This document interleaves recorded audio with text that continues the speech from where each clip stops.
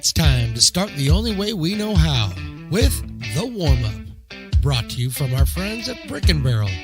With a wonderful family atmosphere, Brick & Barrel has a beautiful beer garden and is just the place to take in a game or celebrate after. Brick & Barrel, 155 Joyner Parkway in Lincoln. The way you warm up is the way you perform. So to be the best, you gotta warm up with the best. So warm up with us as we sit down with a member of the Potters coaching staff to talk all things Potters. It's time to get loose and warm up right here on Stones Radio Networks.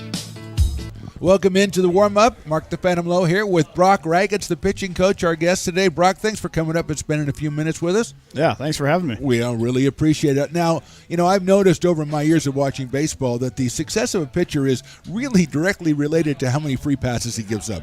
Really, this is basically the law of the land, and obviously they know that. Nobody tries to walk people. You're the one who has to go out when a pitcher can't really find the zone and really try to get him centered. So is it a mental thing that you go talk about? Is it mechanical? How do you approach that? Yeah, no, I try to keep mechanics out of it. I don't want my guys thinking about mechanics when they're out there competing.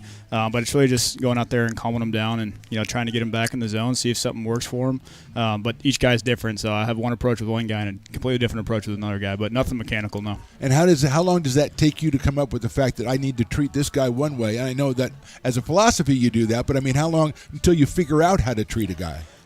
It's usually, getting to know the guys for about a week. I kind of see how, they carry themselves during BP and having conversation with them. Some guys like to joke around. Other guys are more serious. So it really just depends. And then, taking that knowledge out to the mound, making a mound visit or two, seeing what worked, seeing what didn't work, and just kind of fine-tuning it from there. I want to ask you about a couple of guys we've seen a lot of good pitching performances. We saw a guy last night who I don't think we'll see again, Taco Susak, who came out here. He threw impressively, it seemed to us, all summer long that he's been out here. What do you think he got from pitching with the Potters this summer?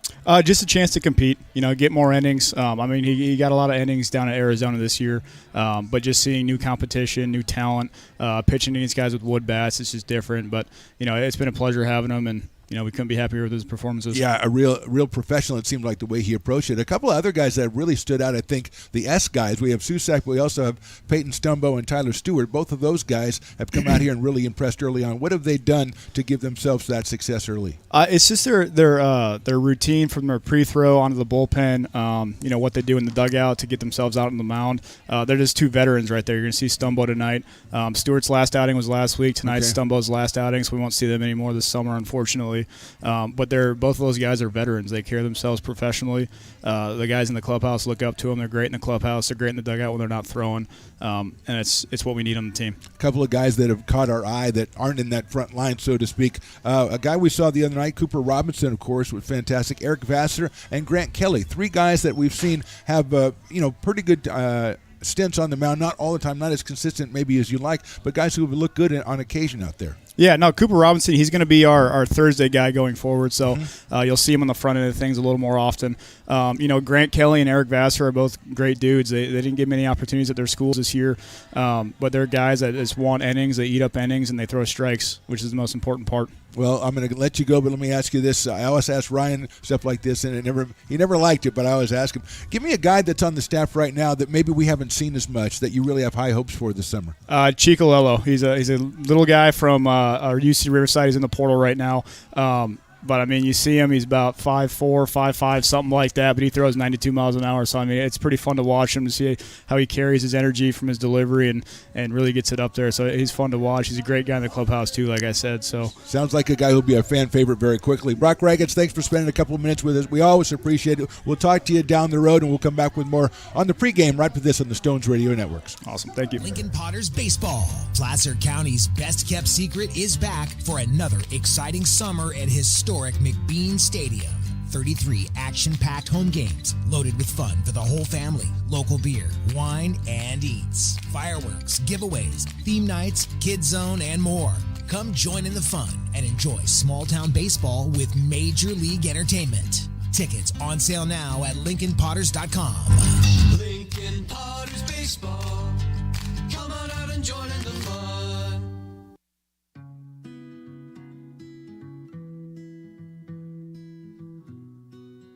Lincoln Area Archives Museum is the official partner of the Potters' 100th anniversary season. The museum is located just around the corner in Bierman Plaza in the center of the Old Historic District. Plan your visit and learn about early Lincoln history.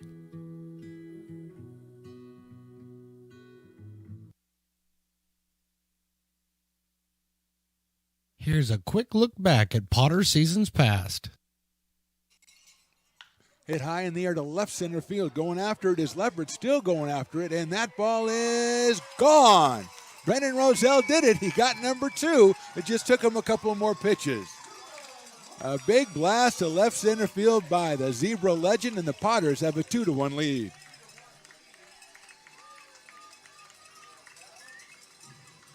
Maybe some meditation. Probably not. 2-1 now. First and third, nobody out here in the 8th.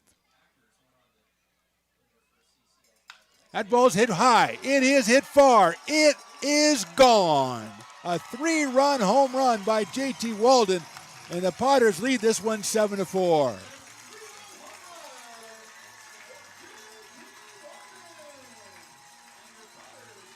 That's hit high in the air to left field. I'm hoping he got enough of it. Benavides is going back, still going back, and he's not going to get it. It's out of here. A home run.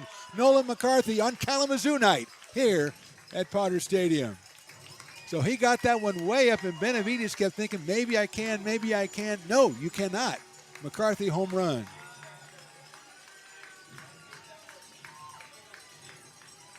Hit high in the air and deep to left center field. And Murphy thinks it's gone. It is gone. A home run as Murphy was taken off his ankle cover or his ankle protector as the ball was in the air, and that one is way out of here. A home run for Nolan McCarthy. McCarthy with a home run, his 7th of the year. 2 runs batted in. On how you comport yourself. 2-2 pitch. Breaking ball is hit well to left field. It is gone. A home run by Clayton Coates, and he really turned on that one. And the Potters lead it 6-0.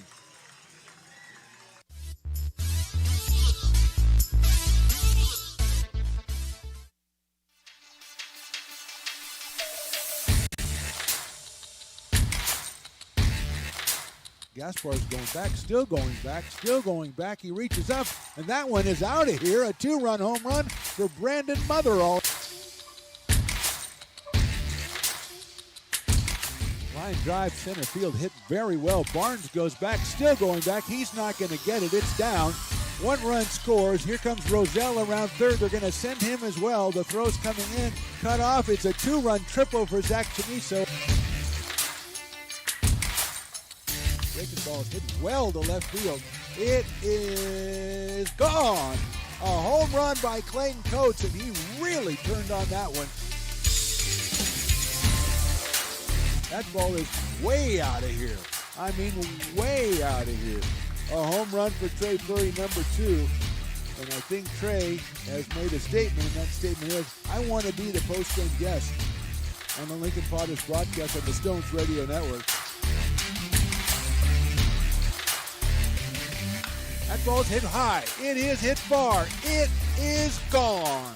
A 3-run home run by J.T. Walden. High fly ball. That's well hit to left field. Brum goes back, still going back, reaches up. That ball is out of here.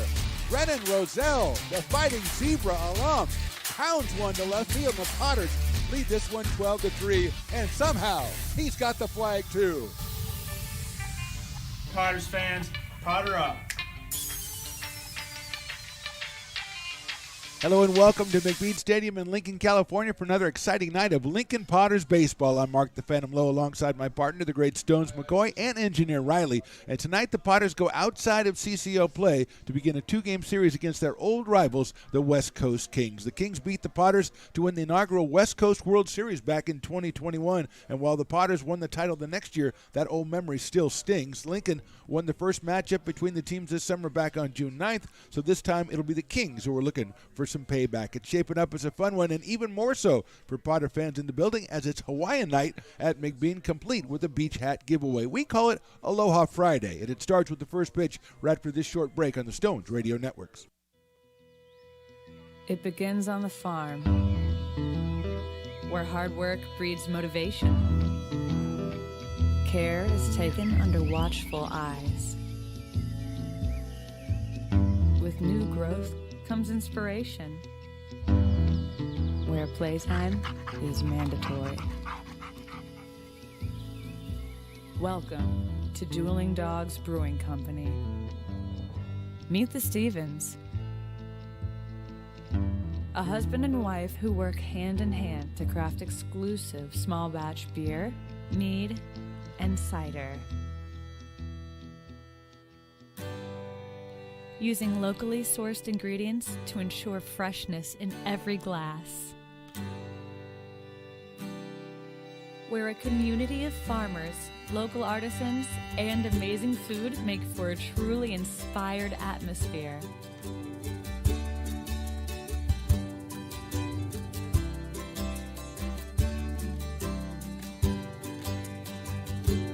At the end of the day, we know the value of hard work. The families it unites, it's in the pride we take, the stories we tell, and the best friends who are cherished. Dueling Dogs Brewing Company.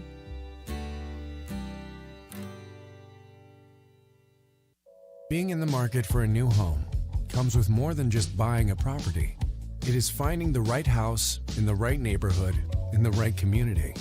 Since 2005, Lori, with Frey & Associates Real Estate, has lived and worked as a real estate broker in Lincoln. She is passionate about local organizations and volunteers with them as well. She's knowledgeable, she knows, she asks a lot of questions, she gets things done.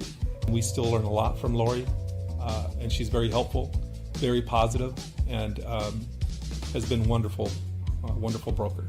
We at Frey & Associates are your local hometown realtor, and we are here for you. Old Town Pizza, a proud sponsor of your Potters baseball, will deliver you a slice that you won't soon forget. Come see why they've been voted the best of the best 12 straight years. Visit otpizza.net to get yours today. But don't take it from me.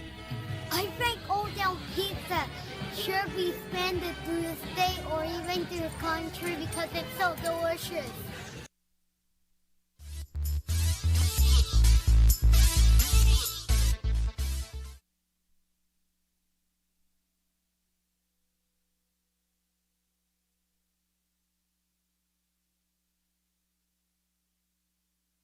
And there you have it. It's Hawaiian night at McBean Stadium. Just the last strains of our Star Spangled Banner performed with consummate skill out there by our Hawaiian crooner, we're going to call him, coming out here for a Hawaiian day. I call it an Aloha Friday. Mark the Phantom Low here with engineer Riley. Stones McCoy is roaming the ground somewhere. We don't really know where that is. We just received word, at least Stones told us, that he's actually going to be coaching first base in tomorrow night's game. So if you've never seen Stones McCoy embarrass himself, which most of us have, come on out and check that out tomorrow night. It's Piper's birthday, and what better way to celebrate than watching him make a fool of himself at first base.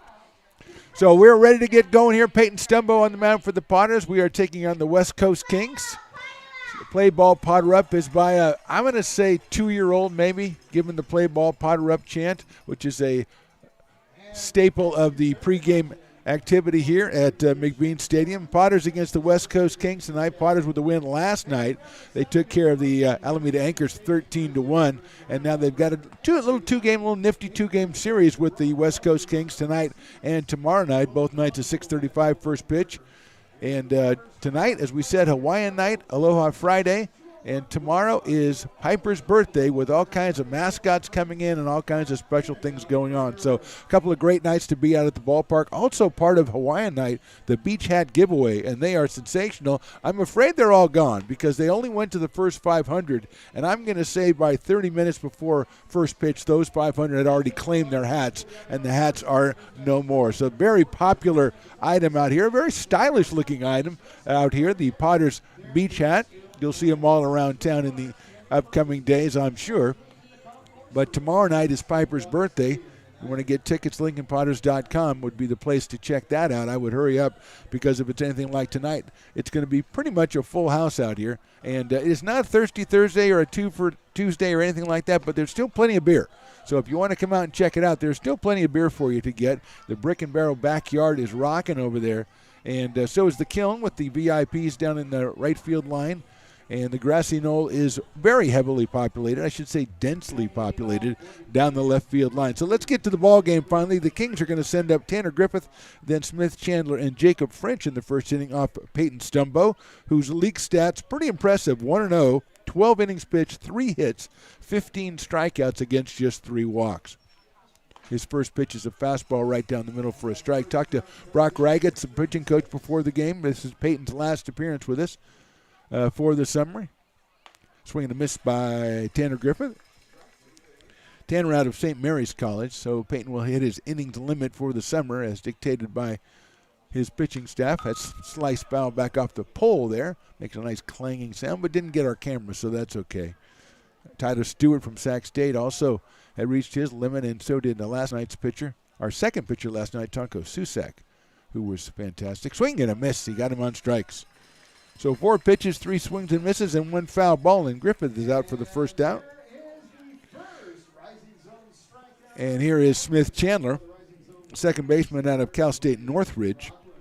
Right-handed hitter against Stumbo. So Peyton making his last appearance. Susak we said goodbye to last night, and Tyler Stewart last week, according to Brock Raggett. And he's very excited about some of the newer pitchers that we have coming in and getting more time. We had last night Cooper Robinson, who now is going to be the starter, basically a Thursday night starter for the Potters going forward. Outside for a ball. 1 ball and 1 strike on Smith Chandler. Jacob French on deck. Stones McCoy found his way back to the press box. I wonder how he found it out there trying to talk hobnobbing with the celebrities.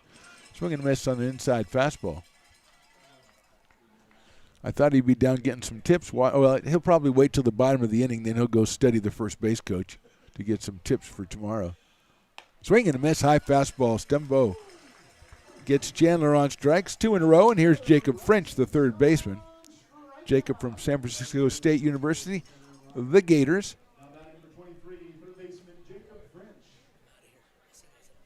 Stones McCoy is going off to first base coaching school, which I didn't know was a thing, but he evidently has signed up for it, so there he goes. Low and inside, that's okay. We got Engineer Riley and myself. We'll be just fine. And, a couple, I would say 1,200 to 1,500 Potters fans will help us out, although there might be some Kings fans in the building as well. Swing and a miss by French.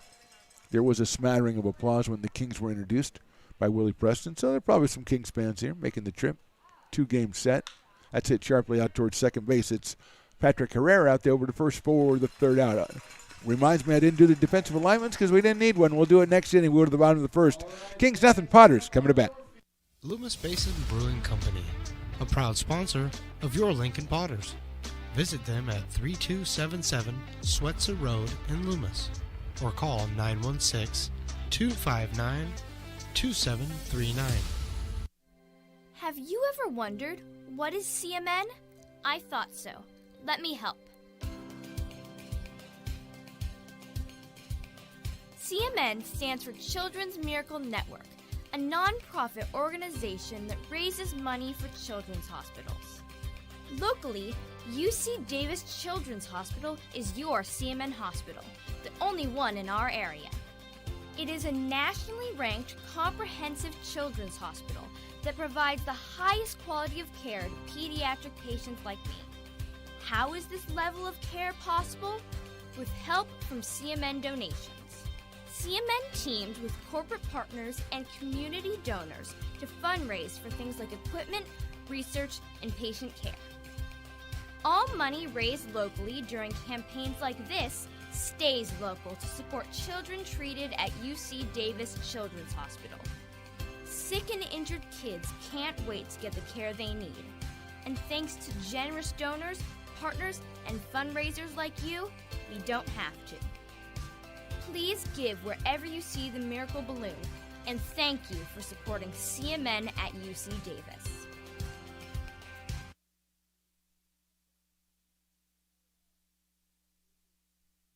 Lincoln Potters Baseball. and joining the fun. Cole Airhorn, a right-hander out of San Jose State, on the mound for the West Coast Kings, and he'll face a lineup of Potters that starts off with Chase Weisenborn, the third baseman, then Brandon Forrester, the shortstop. Batting third is Nolan Wilson, our catcher. In the cleanup spot, the big first baseman Justin Olson, followed by Ben Higdon, the right fielder.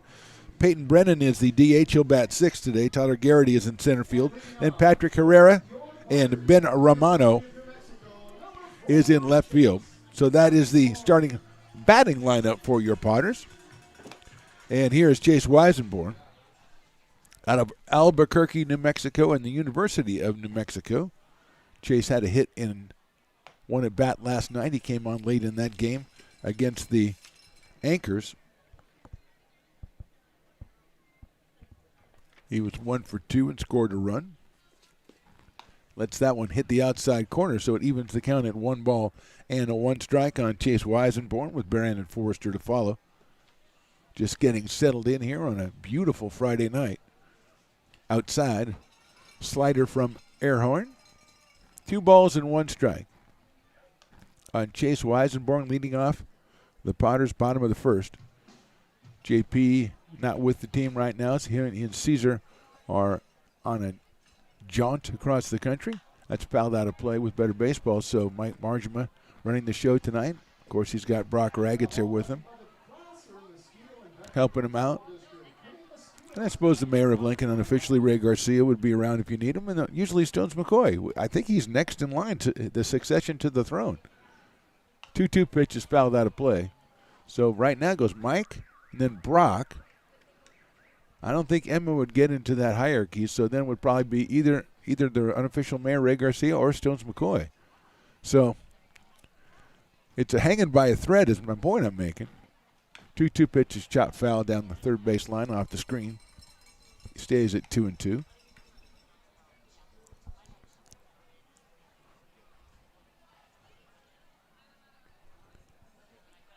Sun is a consideration, of course, for everybody on the left side of the infield and in the left field. Weisenborn, good take. He takes that one outside. 3 balls and 2 strikes. It's always good to see a line at the Brick and Barrel backyard. It just restores my faith in baseball and in Lincoln. Fastball high and inside. Weisenborn works a walk off Airhorn. So Chase goes down to first base. It'll bring up Brandon Forrester out of Fair Oaks, California, and Oregon State University. Now batting for the Potters from Oregon State University, Brandon. 6 for 18 for Brandon Forrester in conference play, which this is not a CCO game. They'll be back in CCO play on Sunday when they visit the Admirals for a doubleheader, but today and tomorrow, outside CCO. Fastball is outside again, 1-0. Defensively, Shane Saunders is behind the plate. Jacob French at third. Mike Baker at short. Smith Chandler out at second. Aiden Camberg at first. Ralph Fabian in right. Tanner Griffin in center. And Tyler Allen over in left. Shows bunt, pulls it back. It's down in the dirt. 2-0. Good block by Shane Saunders. So Weisenborn gets the base on balls on the 3-2 pitch. And now 2-0 to Brandon Forrester with Nolan Wilson, the catcher, to follow. Brandon, I don't think, played in last night's game.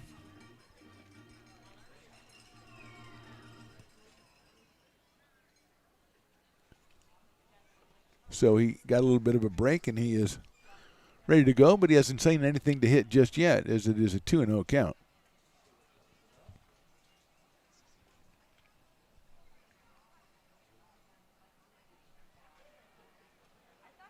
Right down the middle in there for a strike. 2-1. Did not show bunt on that one, as it looks down to Mike Margema coaching a third.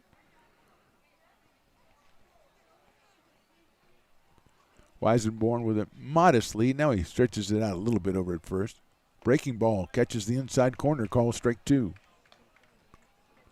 2 balls and 2 strikes. Great crowd out here again. The Lincoln fans have been absolutely magnificent in the summer of 2023. And on behalf of the Potters, I think I can speak on behalf of the Potters in this one. We thank you. High pop-up left field.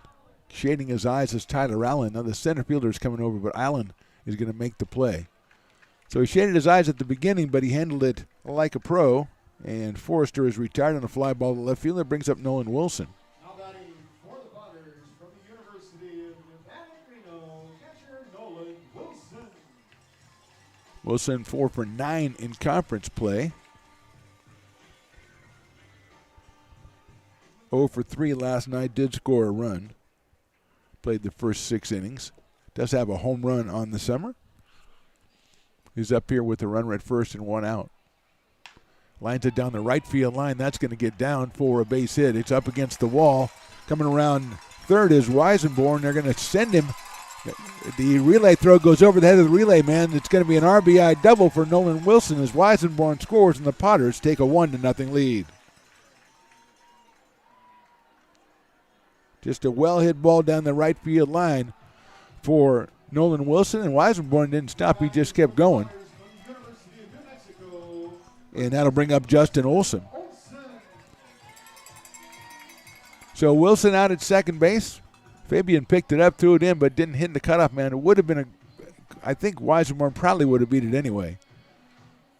But here's Justin Olson.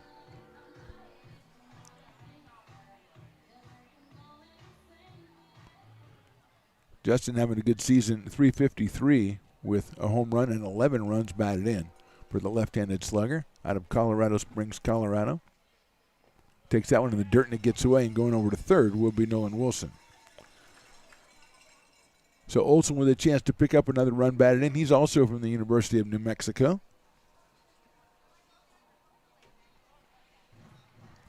Catcher Shane Saunders is going to go out and talk to his pitcher, Cole Airhorn. Try to settle him down. Interesting talking to Brock Raggets about what he says when he goes out to a pitcher. Might be having control problems, not getting the ball where he wants to. And Brock says it's never mechanical. He doesn't want to put any more mechanical thoughts in the pitcher's head. It's mostly mental, just a kind of a supportive role that he gets into, trying to find something positive. 1-0 pitch. Olson takes down low, ball 2. 2-0, but never mechanical. Don't want to confuse the guys when they're during competition, as Brock put it. That one is on the outside corner for a strike. Airhorn just barely stopping there on that coming to a stop in the stretch. 2-1 on Justin Olson. Ben Higdon to follow. 2-1 pitches lined down the right field line. That's a foul ball in the bullpen. No, on top of the VIP area out there. You get to be part of the immersive experience, the interactive experience if you're in the VIP area. The ball's flying out there, but you're protected, don't worry. You're also in a perfect place to watch the game and enjoy. You got the Brick and Barrel backyard right there. You got all kinds of great stuff, food choices. Olson swings and misses at a good breaking ball for the out. So 2 outs, still at third, Nolan Wilson. And it'll bring up Ben Higdon. Out of Paducah, Kentucky, and University of Kentucky had a 2-home run game on Tuesday against Walnut Creek in a game the Potters lost 9-5. He pops that one up down the left field line. It's going to be out of play over by the grassy knoll or the bounce house. It wasn't close to the grassy knoll because if it is, they all poke their heads up like little meerkats, prairie dogs, but they didn't, so it couldn't be that close to him. 0-1 to Ben, left-handed hitter. Takes a breaking ball. It's in there for a called strike, 0-2.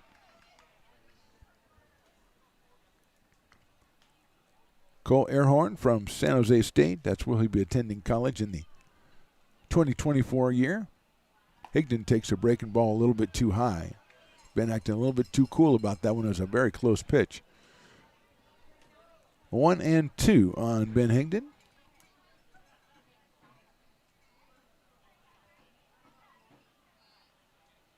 Line drive, base hit, right field. So Higdon comes through with a 2-strike single, an RBI single, and the Potters take a 2-0 lead here in the bottom of the first. Higdon has been hot. He had the 2 home runs on Tuesday, as we said. Then last night he was 1 for 1 with 3 runs scored and a run driven in. He was hit by a pitch twice, walked twice, and singled, just like he did just now. Potters lead 2-0, and here is Peyton Brennan, the DH. Out of UCLA, Rockland, California. Swings and misses at a fastball in the outside corner at 84. Had a really fine cut at that one, did Peyton Brennan. But he is down in the count, 0-1 now. Good lead at first by Higdon. Strike 2. 0-2. Ben just swinging the bat with a lot of confidence in the last couple of days, and you can see why. 2 home runs on Thursday, 1 for 1 yesterday with an RBI, and already an RBI today. Sails high with the fastball, does Earhorn. 1-2.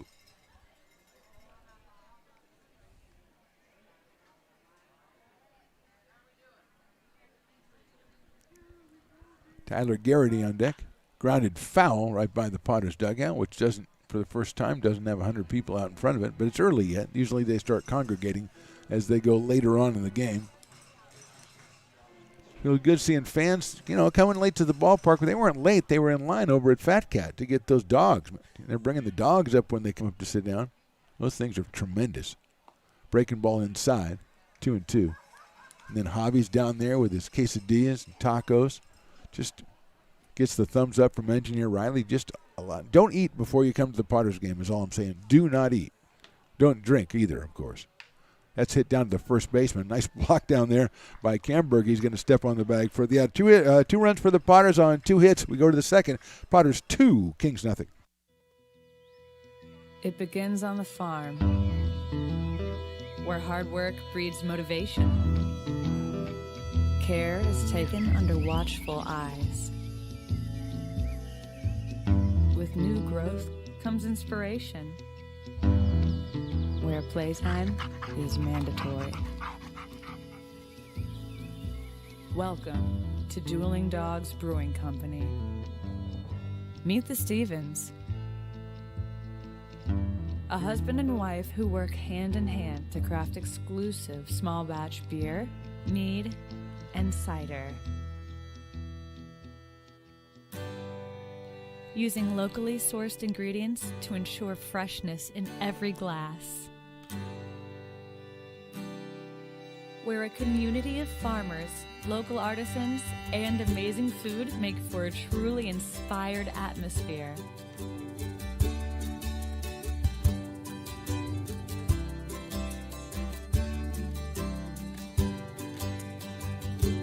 At the end of the day, we know the value of hard work. The families it unites, it's in the pride we take, the stories we tell, and the best friends who are cherished. Dueling Dogs Brewing Company.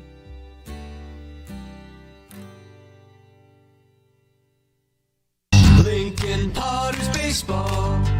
Come on out and join in the fun. Peyton Stumbo back out of the mound for the Potters. This time he has a 2-0 lead. He'll face Mike Baker, Aiden Camberg, and Raul Fabian, the first 3 hitters for the West Coast Kings. And the first pitch is swung on and missed. And now is a good time to catch up on the defensive alignment that I didn't give you before. Ben Romano in left, Tyler Garrity in center, Ben Higdon in right, Weisenborn, Forrester, Herrera, and Olson in the infield, Nolan Wilson behind the plate, and Peyton Stumbo on the mound.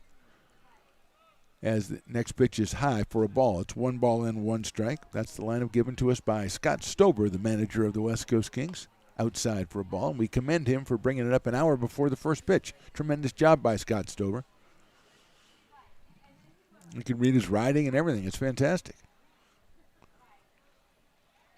Fastball is in there for a strike at 90 from Peyton Stumbo. Evens the count, 2 balls and 2 strikes on Mike Baker out of Chico State University, the Wildcats. Swing and a miss. Stumbo with his 3rd strikeout of the game so far and 4 hitters. And Baker goes down swinging. Here's Aiden Camberg, the first baseman.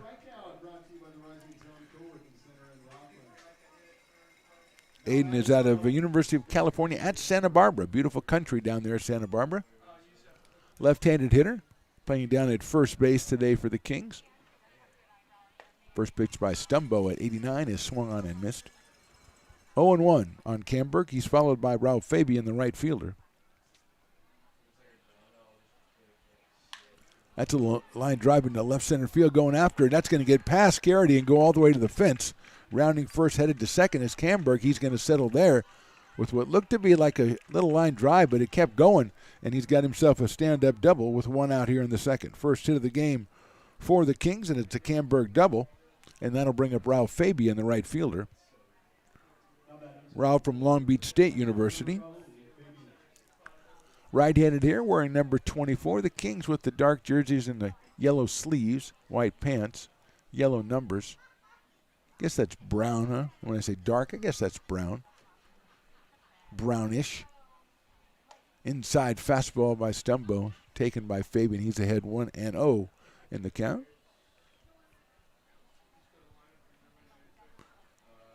Beautiful night for baseball out here. Fastball on the corner for a strike, 1-1. Should be considerably warmer this time next week. Potters have a big weekend series, or a big week series next week to round out the month of June. 1-1 pitch from Stumbo. Swing and a miss by Fabian. 1 ball, 2 strikes. Next Tuesday on the 27th, we're home to the Sonoma Stompers. Then on Thursday, the Stompers come back. We've got these Kings back on Friday. Saturday is the Legends, and then Sunday is the Legends. So got a lot of baseball coming up in the next 10 days or so. Fastball just misses. Oh, he's going to call it strike 3. Umpire didn't make the move for a while, and then he rung him up. So Fabian is the 4th strikeout victim for the Kings, and it'll bring up Cam Taylor, the DH. At Butte College up there in Orrville. So a lot of baseball here at the McBean Stadium. Said we're back here tomorrow, and then Tuesday, Thursday, Friday, Saturday, and Sunday. And then a day off, and then the 4th of July, of course. That's in there for a strike. 4th of July game will be against the Admirals, and that is a special event to be sure. I would say get your tickets, but there probably aren't any left. But you can try. I mean, it's worth trying. But it's a hot ticket. Right down the middle at 90. 0-2 now on Cam Taylor. Shane Saunders, the catcher, to follow. Camberg still at his second base. He doubled with 1 out. Fastball inside corner. I'm still waiting for him to ring him up like he did the other guy, but he's not going to. 1 ball and 2 strikes. I haven't heard Willie call out the dueling dogs batter of the game, so it must be either Shane Saunders or Tyler Allen. Fouled out of play. Stays at 1-2. Peyton Stumbo, wearing, as all the Potters are, their orange uniforms. It's an Orange Friday. I just finally figured that out, that they wear the orange uniforms on Orange Friday. I had the 2 facts, in my peripheral vision, but I couldn't put the 2 together. Hit high up in the air to center field. Going back is Garrity. He's got a beat on it, going over to right center, reaches up and makes the catch for the out. So well hit by Taylor, but he is out. No runs, 1 hit, 1 left. We go to the bottom of the second. Potters with a 2-0 lead.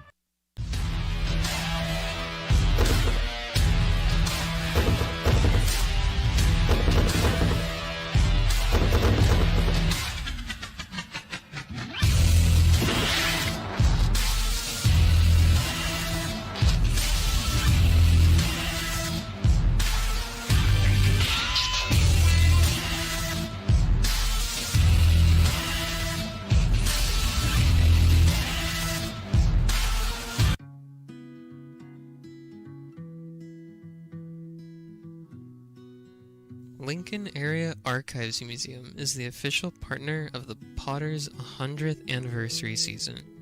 The museum is located just around the corner in Bierman Plaza in the center of the Old Historic District. Plan your visit and learn about early Lincoln history. The mouth-watering Big Mac with a savory Filet-O-Fish and a tasty McChicken. My goodness, that looks good. Oh, you're making a McDonald's menu hack. Yes, a land, air, and sea. Oh, it's going to tip over. No, it's good. It's good. Very stable. Order the land, air, and sea by name. Build it by hand. Lincoln Potters Baseball. Come on out and join in the fun. Well, if you were watching the Stones Cam between innings, you saw Piper's traditional middle of the second inning race. I thought he was going to get beat by a couple of little guys, and then all of a sudden here comes a flying Potter with a cape sliding across home plate, number 12. I look over at number 12 on the roster. They don't have a number 12. That is mysterious right there, Engineer Riley. We don't have a number 12 according to... Uh-oh, wait, maybe Riley does. Oh, that's Landon Weiss. Ah, well done, Riley. Way to sniff that out, Landon Weiss, the catcher out of William Jessup, coming in here and snatching victory out of out of Piper's hands. It was exciting is all I'm saying. It was actually very exciting. Tyler Garrity, Patrick Herrera, and Ben Romano are the first three hitters coming up for the Potters against Cole Airhorn. And while we're talking about Piper, hey, tomorrow, I've been telling you, happy birthday to the most famous peacock, Piper. Probably true. Come celebrate with Piper. Other mascots, we got Zeus from the Lincoln Fighting Zebras. I think Dinger's going to be out here. Crash is going to be out here. Whitney sending their mascot. All kinds of great mascots out here. It's going to be a fantastic day, 6:35 tomorrow. So come on out and enjoy it with us. Lincoln Potters baseball, coming out and join the fun. And when it's Piper's birthday, it is a lot of fun. Piper, this is kind of, I'm not supposed to tell you this, but Piper may win a race tomorrow. I'm just saying. I'm just saying. Although the new first base coach that I think the Potters are going to have, he might have something to say about that. First pitch is in there for a strike to Tyler Garrity, the center fielder from Cole Airhorn, out for his second inning of work, the right-hander out of San Jose State. Tyler Garrity from Seneca, California. Watches that one go outside in University of Kansas. 6-footer. 1 ball and 1 strike on Tyler. Watches that one. It's a strike on the outside corner.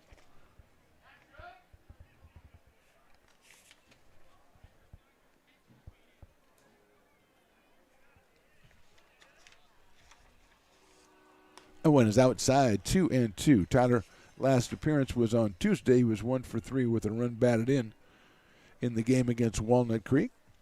He's been hitting pretty well lately for the Potters. Got a 2-ball, 2-strike count on him. Swing and a miss. Ball in the dirt. He's going to go down to first base, and Saunders is going to chase him and then flip the ball to Camberg at first.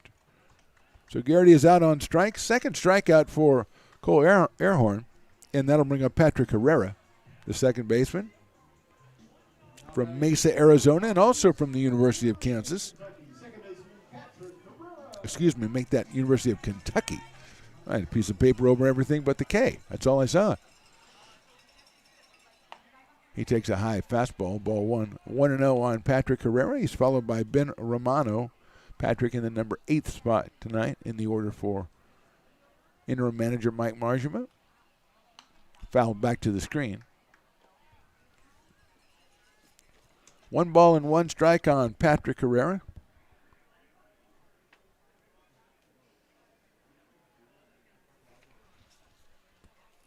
Right-hander against right-hander. Watches that one outside.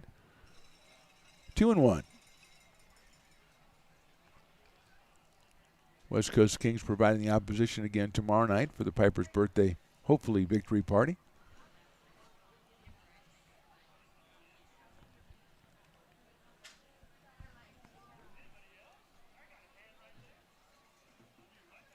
That is just misses outside. 3-1. On Patrick Herrera, just taking a moment to survey the crowd. Another fantastic crowd out here. And not just in the stands, down the left field line, down the right field line. That fastball just misses. And it's a base on balls to Patrick Herrera. Second walk given up by Airhorn. He'll face Ben Romano, the number 9 hitter, the left fielder, who has a home run this summer. Right-handed hitter out of Mendham, New Jersey. And Tulane University, the Green Wave. Chase Weisenborn, top of the order on deck for the Potters. Good lead over at first by Patrick Herrera. That is down low again, so it's 1-0 to Ben Romano. The beer bats were a thing last year or the year before, but they're still a staple as people bring them from 2022. That is in there for a strike, I thought, because I thought he was going to put his right arm up, but he didn't do it. He did the look to the right thing, but no, ball 2. Very deceptive umpire. High fly ball down the right field line, fouling out of play. Out where the parking lot Potters. Parking lot Potters coming through with the big pulled pork sandwiches today, a little baked beans, a little watermelon, or some other fruit. I think watermelon was in Stone's. Fantastic job by Don and the rest of the parking lot Potters. Unfortunately, thrower to first base and just getting back in was Patrick Herrera. Unfortunately, Riley the engineer also went down to Hobby and got some tacos. And when Don, the parking lot Potter, saw that, he's like, hey, what am I busting my hump for over here? If you're going to go get tacos. And Riley said, I'm hungry, okay? Chopper out to shortstop, right side shortstop. He's going to have to go across the diamond, not going to even make a throw. That was Mike Baker out there. Had no chance at second and looked up, and Romano already down the line at first. He legs out the infield single. It's first and second now. Third hit for the Potters, and here's Chase Weisenborn. So a well-placed ground ball and great hustle by Ben Romano on that one. And with one out and two on, here's Chase Weisenborn. He walked and scored in the first. Leadoff hitter playing at third base for the Potters tonight.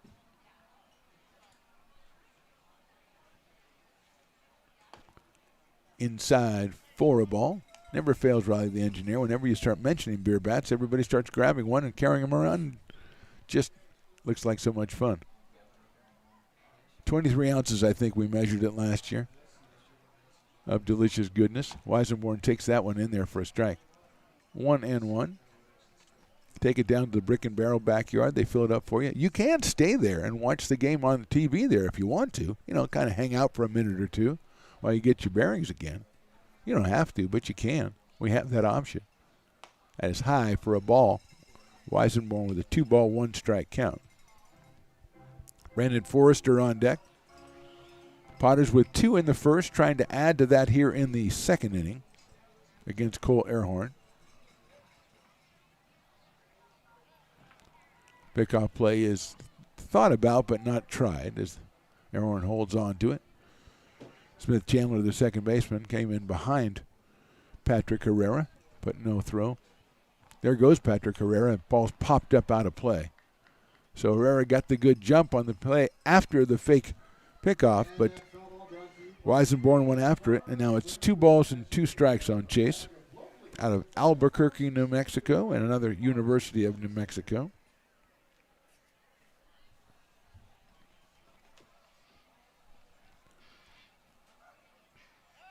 They're going to, that time they had a chance at him as Smith Chandler came in to cover, but Airhorn turned around, did not throw.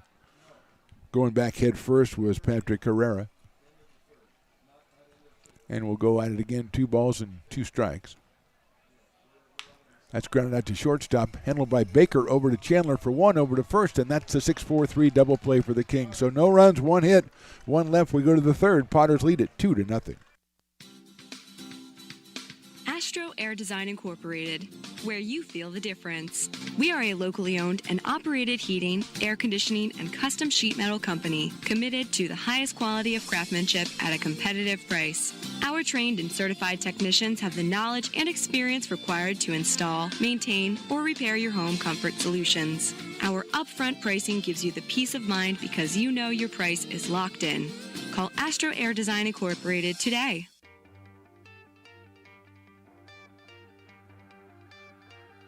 Gooseport Public House. We have sports on 10 big screen TVs, 23 beer taps with classics and crafts, a full bar with creative craft mixed drinks, live music, and most importantly, great fresh food. In downtown Roseville off Vernon Street, only 15 minutes from the ballpark. See ya at Gooseport.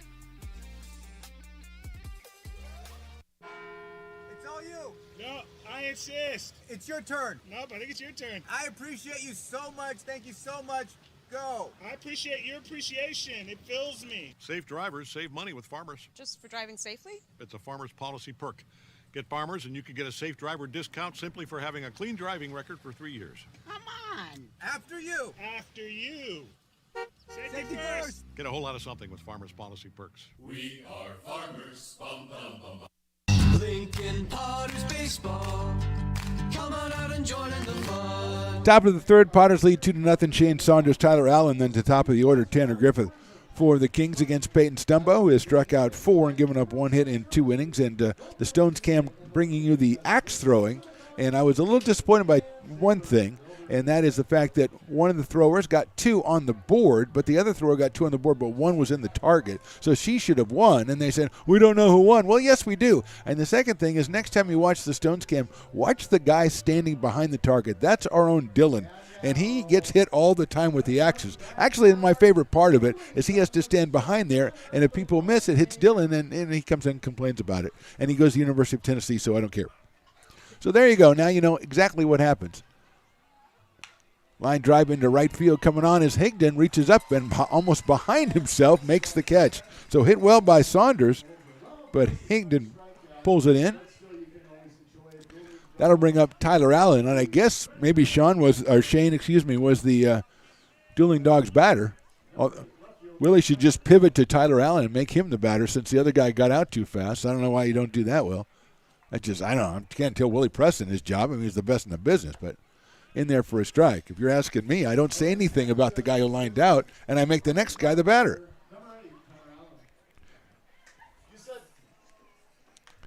Tyler Allen fouls that one off, so it's 0-2. Tyler out of Sierra College, right down the road.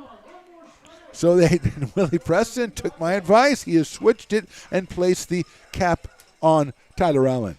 0-2. It is just that far away from half-off beer from Dueling Dogs. Oh, my gosh, Ump. Come on. Come on, Ump. Stumbo from the windup. The right-hander delivers. It's fouled back to the screen. Peyton out of Placer High in Auburn, which is very difficult for me to root for him because, of course, Placer and Lincoln High have a long rivalry. My kids went to Lincoln and played against Placer and, won sometimes. Here's the 1-2. Breaking ball's popped up out of play. But Peyton also University of Nevada, Reno, and that's who said, hey, you got a certain amount of innings to pitch during the summer, and Peyton will be reaching that limit tonight. So we'll be saying goodbye to a guy who's really been doing great. Fastball. Come on, Ump. Yes. Half off Dueling Dogs. Willie, who called it for you, buddy? Come on. Best in the business, baby. 50% off Dueling Dogs products. Go down to the Brick and Barrel backyard if you're inside. In fact, if you're driving by, come on in and go over to the Brick and Barrel backyard. You don't need a ticket. Just tell them I sent you. Go over there and get yourself a beer. Huh? Matt's buying. Matt the intern's buying. Maybe. I don't know. That might not be legal. I don't know. I'll have to look that up. Oh, yes, of course, Willie. You're right. It's binding. As the Potters make the law inside McBean Stadium. So that's the way it is. Here's Tanner Griffith. Hits it up in the air down the left field line, giving chase as Romano out there, but it's going to be onto the grassy knoll and over the grassy knoll. Oh, that ball over the grassy knoll, almost to the parking lot where the swimming pool is way over there, Riley. If you want to take a dip or something, just go down that way, take a little left, and go right up there. Oh, anyway, outside for a ball. That will become foremost in your mind or uppermost in your mind in about a week. Because you'll go, yeah, that doesn't sound like a bad idea. 2-2. Curve ball in there, strike three call. Good inning for Peyton Stumbo. 2 strikeouts. We go to the bottom of the third. Potters lead 2-0.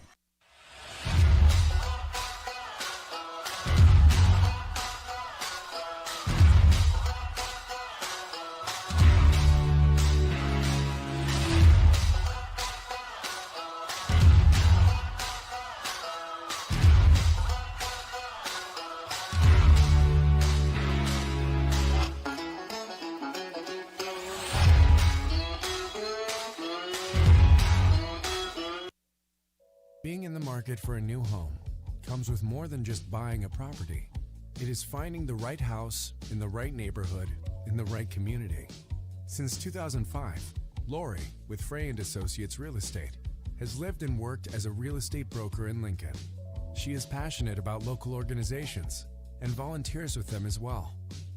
She's knowledgeable. She knows. She asks a lot of questions. She gets things done. We still learn a lot from Lori.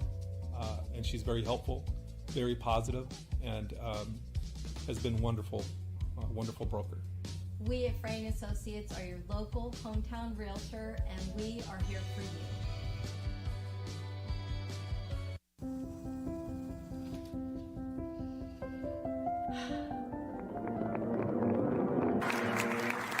Welcome back, Olympia's 5th grade orchestra. Perhaps there's no place like your home because you made it so at RC Willey. Lincoln Potters Baseball. Come on out and join in the fun.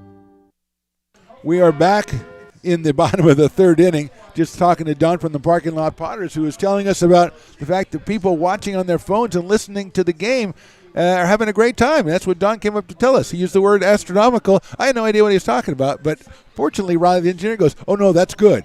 So I guess Don, even though he's up in my age group, he's got the slang. He's got the slang working. But anyway, so you wanted to let Stones know that because he thought Stones was responsible. Of course, it's me and Riley. But anyway, good news right there. Here's Brandon Forrester. Breaking balls outside for a ball. 1-0. So far, Willie Preston is our player of the game for switching the Dueling Dogs batter and getting 50% off through this inning, by the way, this half inning. So if you're still driving by, I think I checked with the lawyers. I think you can still drive by and come on in and go to the Brick and Barrel backyard and get yourself 50% off. Although it's just going to end at the end of this half inning. So you want to get here quickly, but obey the speed limits, please. Forrester takes outside. It's 2-1. Brandon flew out to left field back in the first inning, so he is 0 for 1. Out of Fair Oaks, California. Brother Garrett is either joined the roster or is soon to join the roster. Outside, ball 3. Back here for another summer. At least that's the scuttlebutt. That's what Don tells me from Parking Lot Potters, and he seems to know everything about everything. That is outside, ball 4. And Brandon took a minute here because this umpire, again, sometimes withholds judgment and kind of thinks about it and goes, no, it was outside. Here's Nolan Wilson. Doubled down the right field line, drove in a run back in the first inning, so Nolan 1 for 1. Out of Roseville, California, University of Nevada, Reno. Along with today's pitcher, Mr. Peyton Stumbo. 6-1 for Nolan Wilson. Takes that one down the middle. I think it looked like from the corner of the eye that Brandon Forrester was going to take off. He got a tremendous jump, but then kind of pulled up. So 0-1 on Nolan Wilson. 2-0, bottom of the third inning. Wilson takes outside. Nice block by Shane Saunders. That one could have gone back to the backstop. So it is 1-1 on Nolan.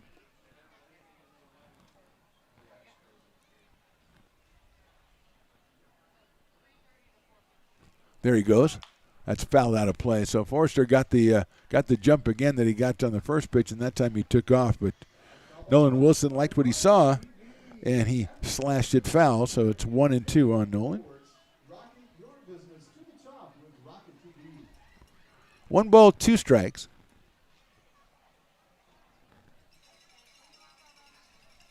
Air horn out of San Jose State. Forrester off. Does not go. Wilson fouls it off again. Stays 1 ball and 2 strikes.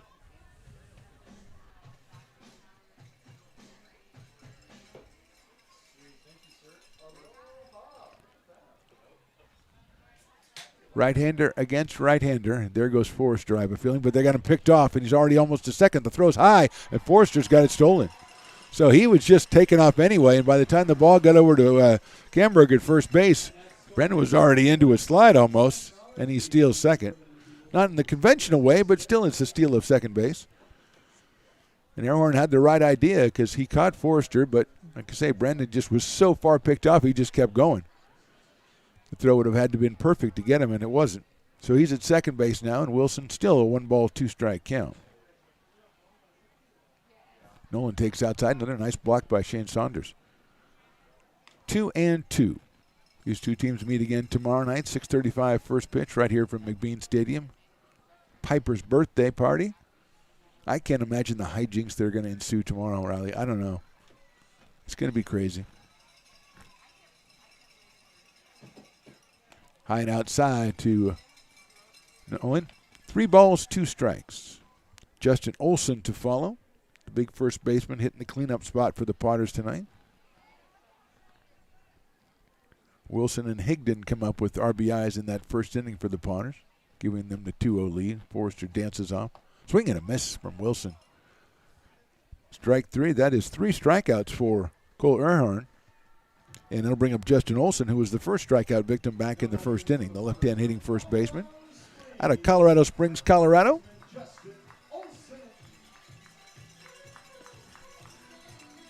Big left-handed hitter against Cole Airhorn. Justin from the University of New Mexico. Forrester getting another big lead out there. Mike Baker behind him. The shortstop is kind of shadowing him. There goes Forrester. It's inside. The throw to third is in time. No, it's not in time, and also was bobbled by Jacob French. Forrester was initially called safe, so he has got himself 2 stolen bases on this trip, and he's over to third base with less than 2 outs. That pitch was a ball to Justin Olson, so it's 1-0.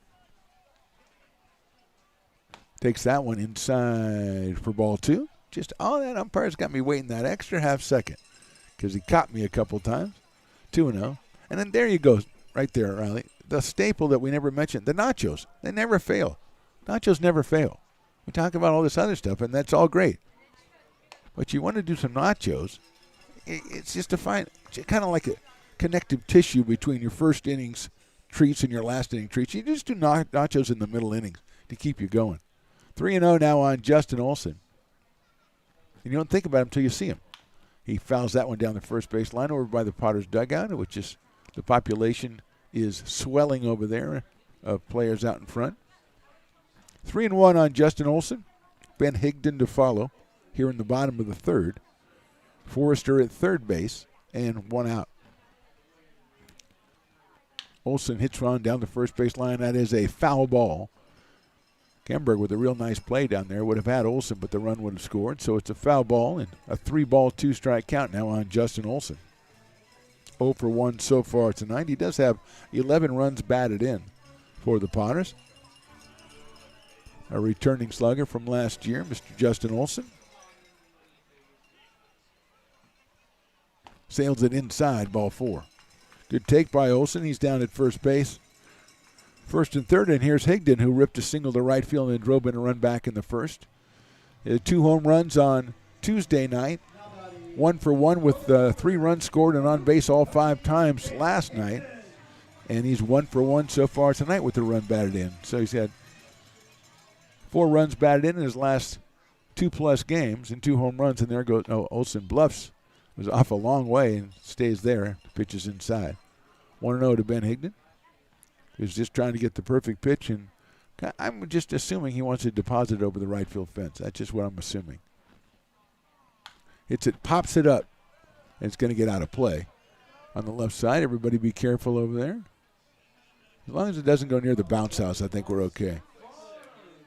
Although we have seen, I don't know if you saw it the other night, Riley, we have seen some tremendous catches by fans so far this year. Maybe a little guy going down the third baseline, I think it was yesterday, reached up and made a catch of a little blooper.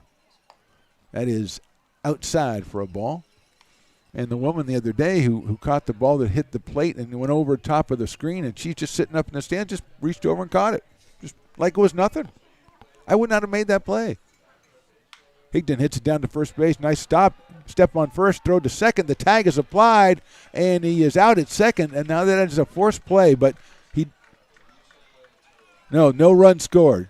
It looked like he scored before the tag was made at second base, and so I would ask a question about that if I'm Mike Marchman. But for now, a nice double play turned by the Kings. We go to the fourth. Potters lead 2-0. Old Town Pizza, a proud sponsor of your Potters baseball, will deliver you a slice that you won't soon forget. Come see why they've been voted the best of the best 12 straight years.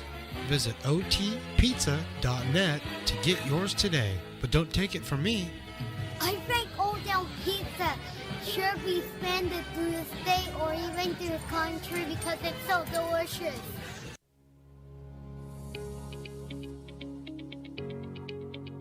Placer Valley Tourism.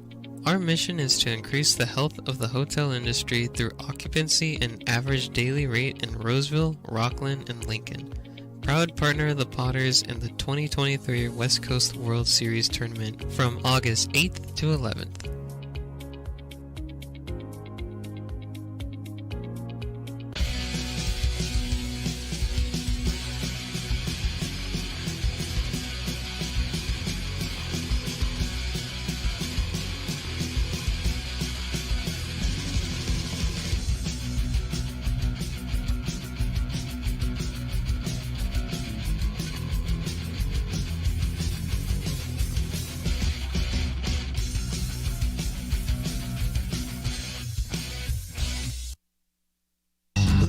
Lincoln Potters Baseball.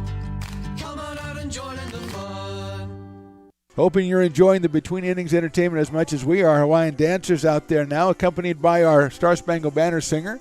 And just a tremendous performance out there, getting us ready for the top of the fourth. Smith Chandler, Jacob French, and Mike Baker, the first three against Peyton Stumbo. Don't know how many innings. Didn't ask Brock how long Peyton is going to go. I wouldn't imagine it'd be more than 5 innings.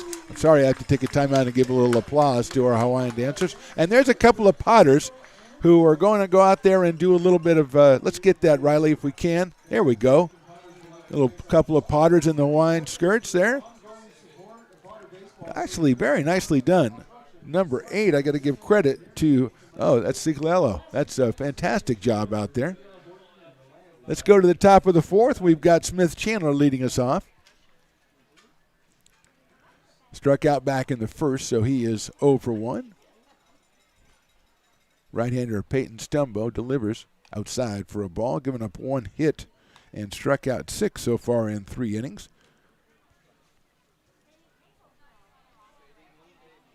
Fastball on the corner for a strike, 1-1. Nolan Wilson behind the plate for the Potters in this one, catching Peyton Stumbo. Swing and a miss by Smith Chandler. 1-2. Got the cowbells working. Smith comes to us from Cal State Northridge.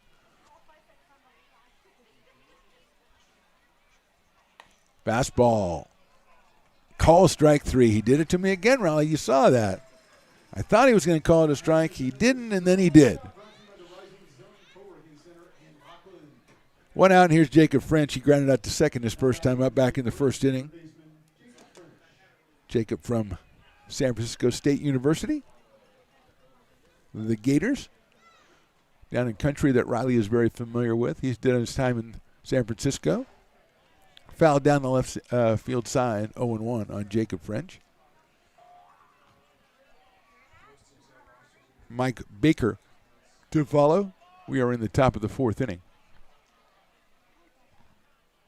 Great crowd out here for Hawaiian night. Nice breaking ball in there for a strike at 80 miles an hour. 0-2.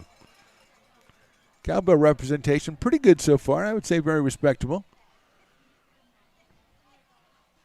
It's hit sharply down line first. Hits the bag and is going to go bounce over Olson's head into right field. And rounding first, heading for second. Quickly for French. The throw is in there by Higdon, but French is in under the tag.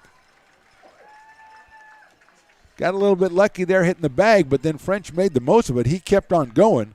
Higdon got to it quickly. His throw was a little bit high to Forrester, but Brandon tried to put the tag on French. He is in under that tag, so he is at second base with 1 out, and here's Mike Baker. Olson tracking that one. He's down there just kicking the dirt right now going, I had that one, and it hit the bag, popped right over his head. And as we said, give French credit. He never stopped running. He finds himself at second base. Pitch to Baker is right down the middle at 90 miles an hour by Peyton Stumbo. 0-1. Aiden Camberg, who had a double back in the second, he is on deck.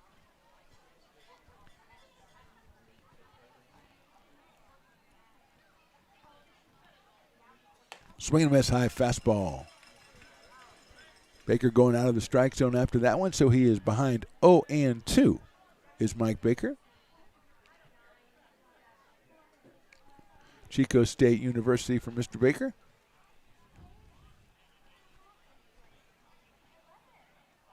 Swing and a miss. Got him on strikes. 3 big pitches by Stumbo there after the double by French. So 2 outs. That's 8 strikeouts for Peyton Stumbo. Gives him 23 strikeouts and 3 walks over the season. And he'll face Aiden Camberg, who sliced a double into left center field his last time up.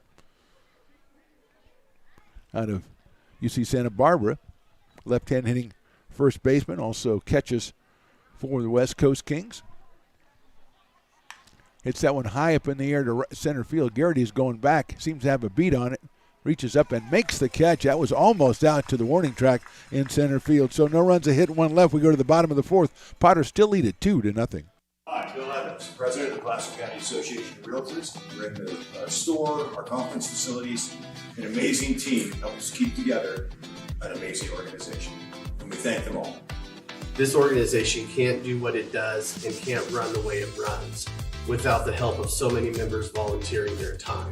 The success of the Placer County Association of Realtors is largely dependent on our active volunteer members to help our organization and industry. The work of our committees greatly impacts our ability to champion efforts across the board and giving back to the Placer County community wherever we can.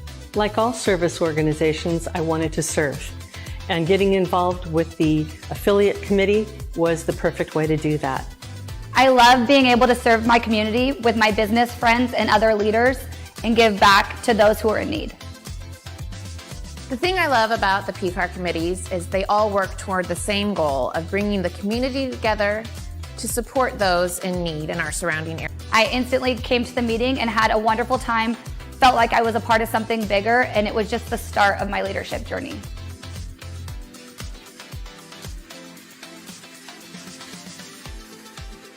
Loomis Basin Brewing Company, a proud sponsor of your Lincoln Potters.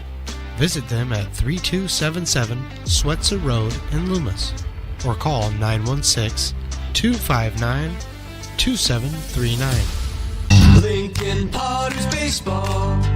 Come on out and join in the fun. Bottom of the fourth inning, Potters leading at 2-0. Peyton Brennan and then Tyler Garrity and then Patrick Herrera, 6, 7, and 8 for the Potters against Cole Airhorn, who has given up 3 hits, 2 runs, and walked 4 in 3 innings of work. He also has 3 strikeouts.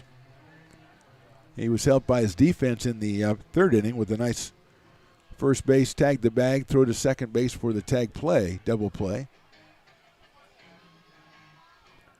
So here's Brennan, who grounded out to first base his first time up. Out of Rockland, California, University of California at Los Angeles, commonly referred to as UCLA. And he waits for the first pitch from Cole Airhorn. Breaking ball's hit up high in the air to center field. Going back is Griffin, still going back. That ball is out of here in right center field for Peyton Brennan. Willie Preston says he got a new walk-up song today, and it seems to be working, Willie, as he hit it out to a deep part of the ballpark for his first home run of the season.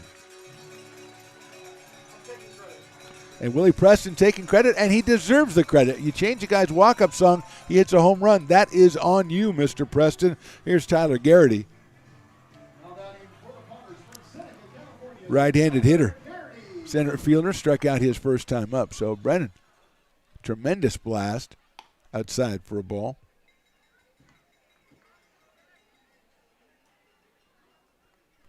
Got all of that one over the Fry sign in right center field. Outside again, 2-0 on Tyler Garrity with Patrick Herrera to follow, and then Ben Romano, who will be up in this inning now that we've crossed that bridge of getting the number 6 hitter around the bags. That is down low. 3-0 on Tyler Garrity. 4th hit given up by Cole Airhorn. That's what they call the big fly by Peyton Brennan. 3-0 pitch is high, ball 4. So he goes down to first base, and Patrick Herrera, as we see some activity going on in the Kings bullpen. Here comes Patrick Herrera to the plate. He got the base on balls back in the second inning, so not an official at bat yet for Patrick.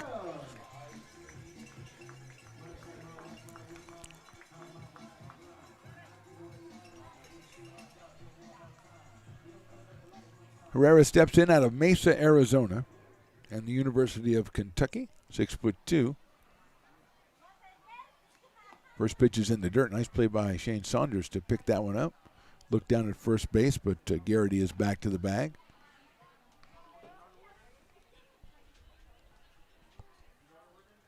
Potters 2 in the first and now 1 here in the 4th. There goes the runner. It's an outside pitch, and Saunders can't get the handle, and it's a stolen base for Tyler Garrity. So he puts himself in scoring position with nobody out here in the 4th. And Herrera now with a 2-ball and no strike count. Potters leading this one 3-0 after the Brennan home run. Here to open up the bottom of the 4th. Outfield straightaway for the Kings on Patrick Herrera.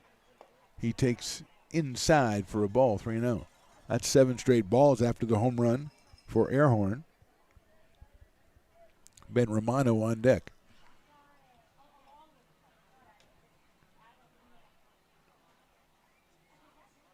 3-0 pitch is grunted back up the middle. Nice stop by second baseman. It's off his glove, but he kept it from going into center field. Herrera's going to get a single. That was Smith Chandler who crossed over in front of second base and knocked it down to keep it on the infield so that Garrity wouldn't score. But Tyler moves over to third. The second hit of the inning for the Potters, and Ben Romano coming to plate. And we're going to have a meeting at the mound for the Kings, so we'll step away. We are in the bottom of the fourth. Potters with a 3-0 lead.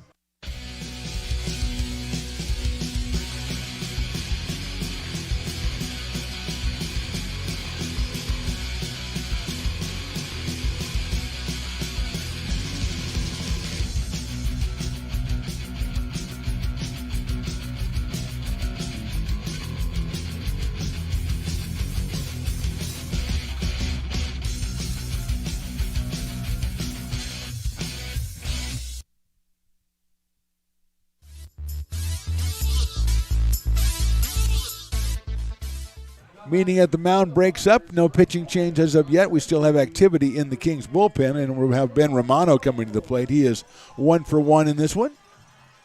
Hit a ground ball to the right of shortstop and beat it out. So Ben is 1 for 1 up here with first and third and nobody out, and he fouls it back to the screen. 0-1. Chase Weisenborn, the top of the order, on deck. Potters trying to break it open behind Peyton Stumbo, who's given up 2 hits and struck out 8 in 4 innings of work. Don't see any activity right now in the Potters pen. That's line to left field. It's a clean base hit for Romano. He's got himself an RBI single. Stopping at second base is Patrick Herrera, and the Potters put another one up on the board, and they lead 4-0. So Romano with his second hit of the game, get himself an RBI. He's at first. Garrity scores. 2 runs in the inning. Still 2 on and nobody out. And here's Chase Weisenborn. Chase has walked and hit into a double play, so he is 0 for 1 in this one.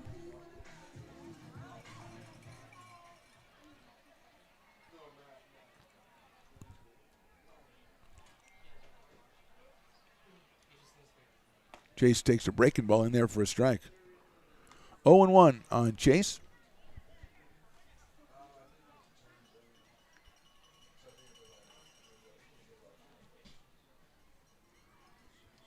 Hitting .222 so far on the season for Lincoln.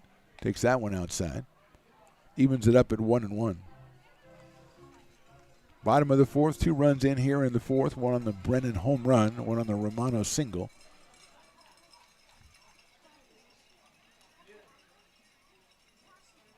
Chase takes down low for a ball, 2-1.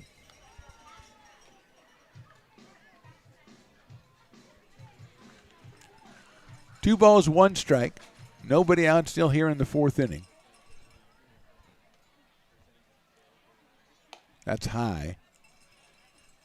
3-1.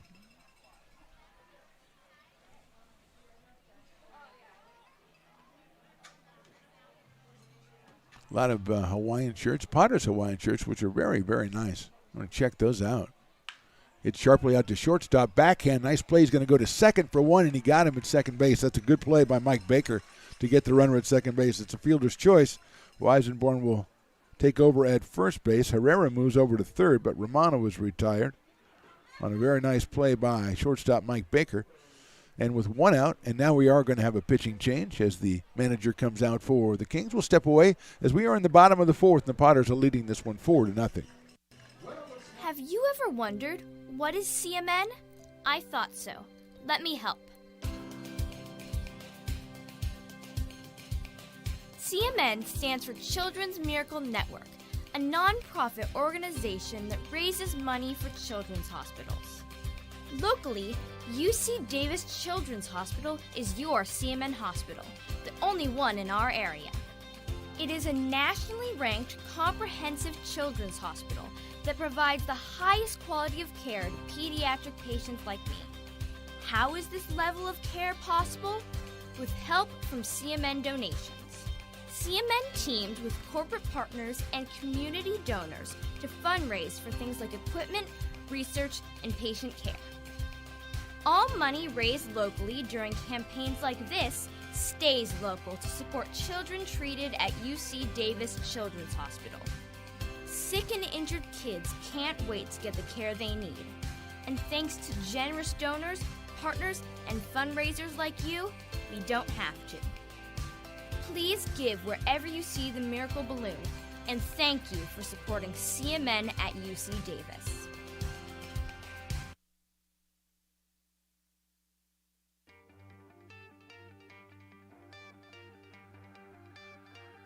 Gooseport Public House. We have sports on 10 big screen TVs, 23 beer taps with classics and crafts, a full bar with creative craft mixed drinks, live music, and most importantly, great fresh food. In downtown Roseville off Vernon Street, only 15 minutes from the ballpark. See ya at Gooseport.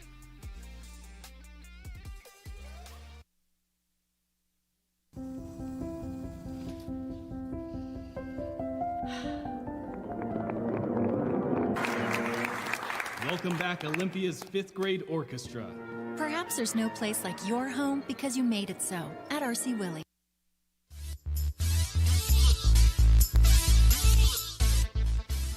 Ricky Salas, the new pitcher for the West Coast Kings out of Art University. He comes on to 2 on and 1 out here in the bottom of the 4th. And in important news, we have identified both of the Hawaiian dancers, the Potters, who donned hula skirts. It was Jojo Villarreal and Vincent Cicalello.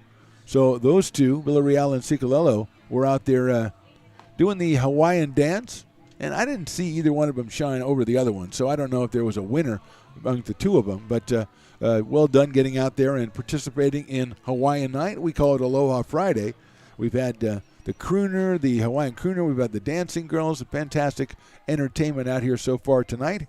And here is Brandon Forrester, who's flied to left and walked.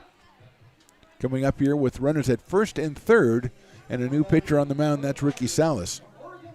2 runs in, 1 on the Peyton Brennan home run, 1 on the Ben Romano single here in the 4th, as the Potters have the 4-0 lead.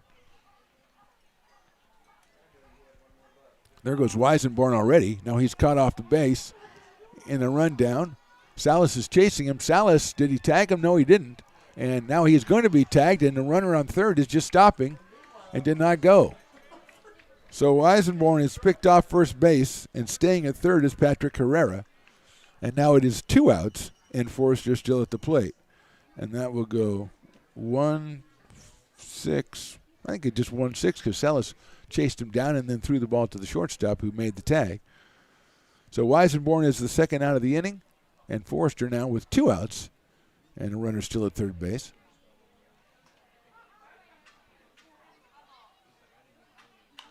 High fly ball down the left field line. Foul territory, giving chase the third baseman. He's not going to be able to get it. It's out on the grassy knoll. That was Jacob French going after it. But the grassy knoll denizens rise up as one and go swallow that ball up. You'll never see that thing again. It's gone. Now it's 0-1 on Forrester. Weisenborn obviously was anticipating the steal, but he took off just a little bit too early.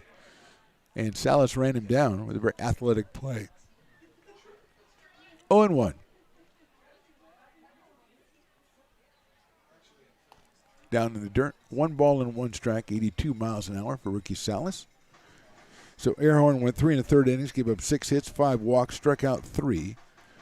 The 4 runs already allowed, and he's responsible for the runner at third base in this one. Forrester lines one. Oh, over the second baseman's head into right field for a base hit. Nice try out there by Smith Chandler. Just got over his glove, and Forrester has himself an RBI single as Herrera comes across to score the 3rd run of the inning, 4th hit of the inning for the Potters, and they now lead at 5-0 as Forrester picks up an RBI, and that'll bring up Nolan Wilson. Doubled in a run back in the first inning, then struck out in the third, so Nolan is 1 for 2 in this one. And if I know Nolan, he is stinging from the strikeout. He's coming up here to make amends against Ricky Salas. Potters with 4 hits in the inning. The big one, of course, the Peyton Brennan home run. Wilson check swing, and it is in the dirt for a ball, 1-0.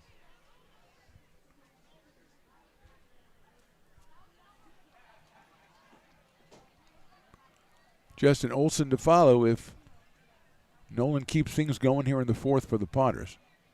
Forrester creeping off at first base. Fastball is in there for a strike. The throw behind Forrester at first. Nice block by Aiden Camberg as that one was in the dirt. Evens the count on Nolan Wilson, 1-1. Looks down to Mike Marjma.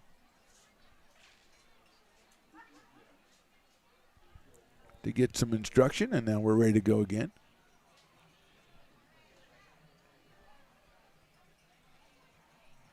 Forrester leads off. Here's the pitch down the dirt again. Good block by Saunders. So Brandon going into that walking lead, but not far enough off the bag that time to take off. 2-1.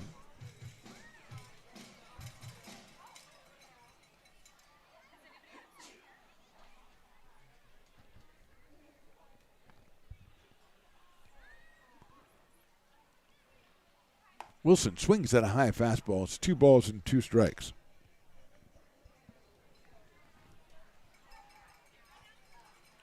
Forrester, a threat to go over at first base with 2 outs here. But Wilson now with a 2-ball, 2-strike count.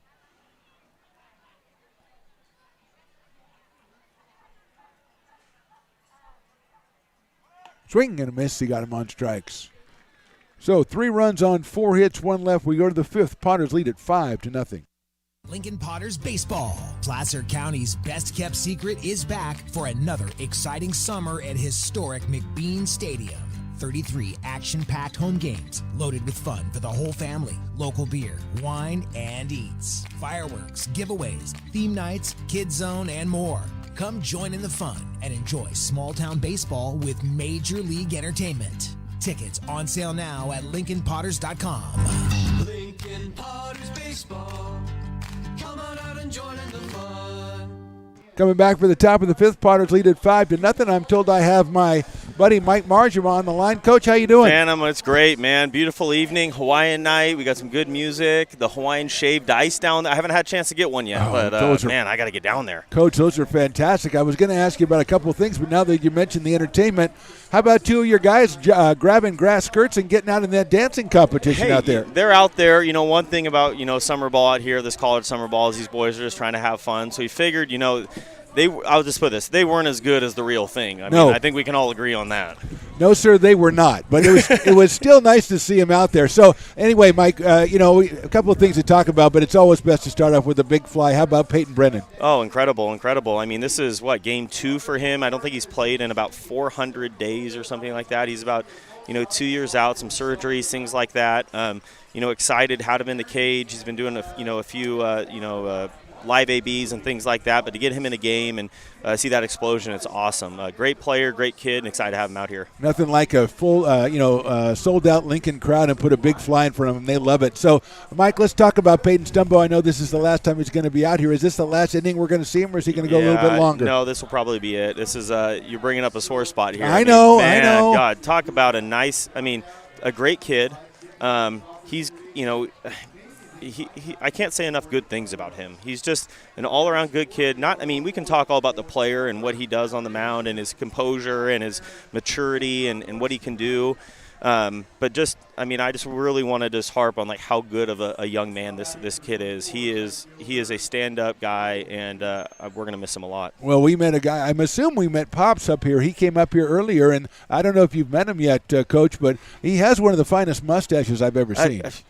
Geez, there's a lot of good things around here. I feel like I'm about as average as they come. Goodness gracious. You got to check it out. It is fantastic. It is. I was straight out of a 1930s serial. It was fantastic. Oh, man. Okay, I got to see. I got to put my glasses on, so I'm scanning the crowd over here trying to see that thing. I think it's going to stand out, but.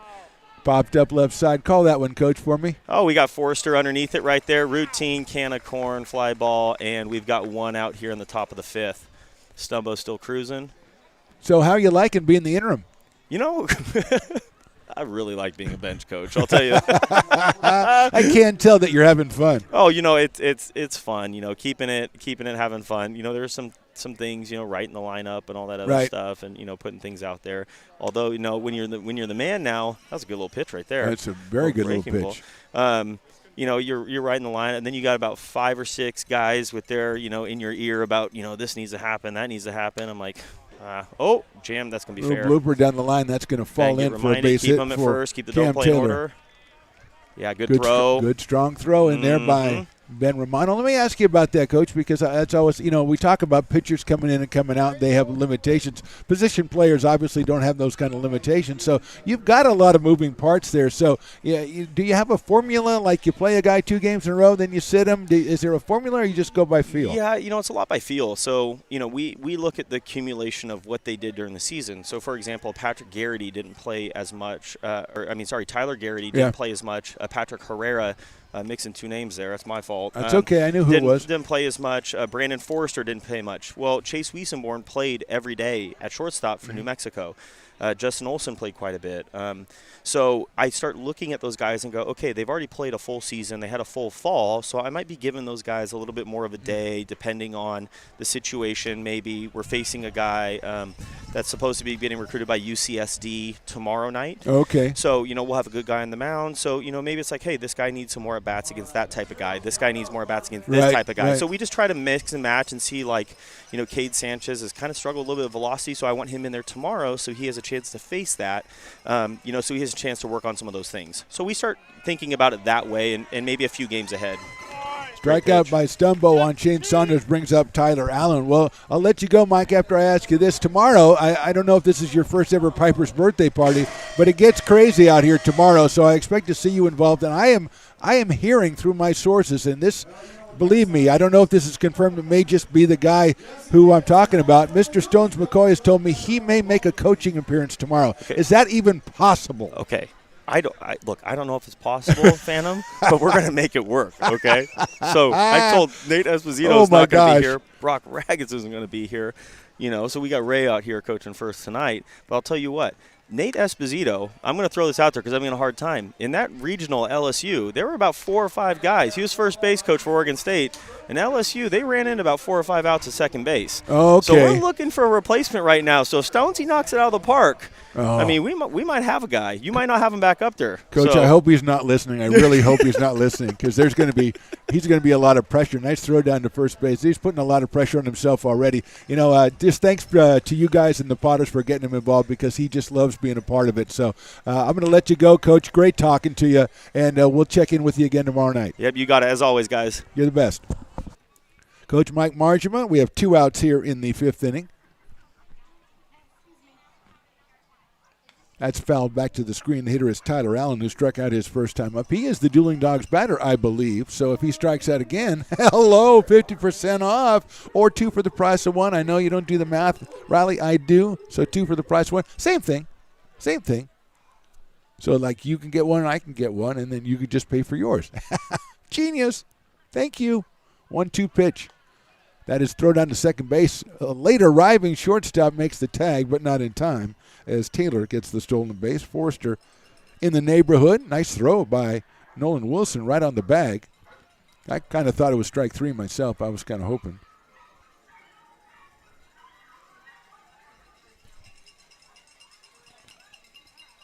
Two balls and 2 strikes. Fastball just misses outside. Stones McCoy, of course, unfortunately was listening, and he knows now that he probably is going to be able to make that, and there is a chance for him to move into a first base coaching position. So that's trouble.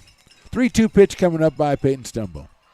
Fouled off by Allen down the right field line. Now it's actually not as foul as I thought. Actually, it is foul, and he makes the catch anyway, so let's forget all the confusion and go to the bottom of the 5th. Potters leading 5-0. I insist. It's your turn. Nope, I think it's your turn. I appreciate you so much. Thank you so much. Go. I appreciate your appreciation. It fills me. Safe drivers save money with Farmers. Just for driving safely? It's a Farmers policy perk. Get Farmers and you can get a safe driver discount simply for having a clean driving record for 3 years. Come on. After you. After you. Safety first. Get a whole lot of something with Farmers policy perks. We are farmers. Bum, bum, bum, bum. Loomis Basin Brewing Company, a proud sponsor of your Lincoln Potters.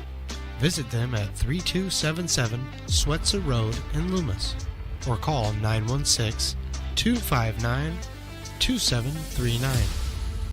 Being in the market for a new home comes with more than just buying a property. It is finding the right house in the right neighborhood in the right community. Since 2005, Lori with Frey & Associates Real Estate has lived and worked as a real estate broker in Lincoln. She is passionate about local organizations and volunteers with them as well. She's knowledgeable, she knows, she asks a lot of questions, she gets things done. We still learn a lot from Lori, and she's very helpful, very positive, and has been wonderful, wonderful broker. We at Frayne Associates are your local hometown realtor, and we are here for you. Lincoln Potters Baseball.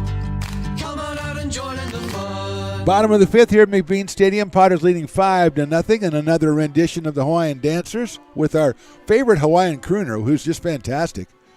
And they're just killing it. I'm sorry, Riley. They're just killing it. I would actually rather just watch this, to be honest with you.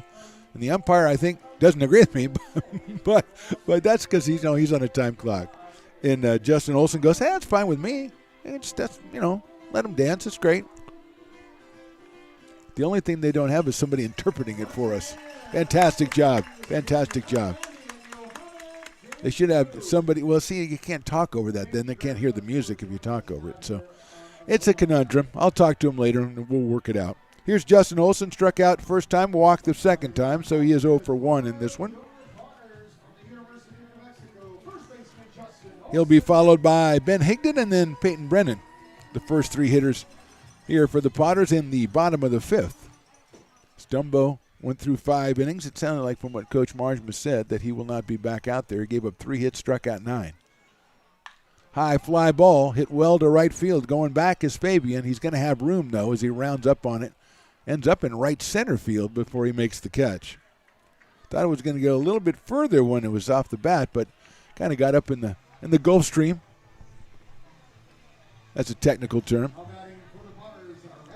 Technical term, happy birthday to the most famous peacock ever, Piper the Peacock. Come celebrate with Piper. Other mascots playing the West Coast Kings again tomorrow night. We'll start at 6:35. It'll be Dinger will be here. Crash will be here.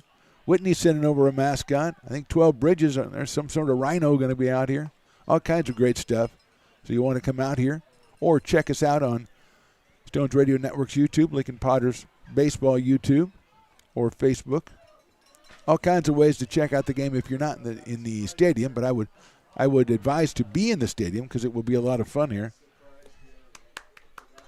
0-2, or call it 1-1.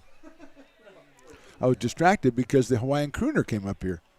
I had to give him a little standing ovation, and I don't stand, so obviously a sitting ovation. Saunders goes out to talk to Ricky Salas, the second pitcher for the West Coast Kings in this one.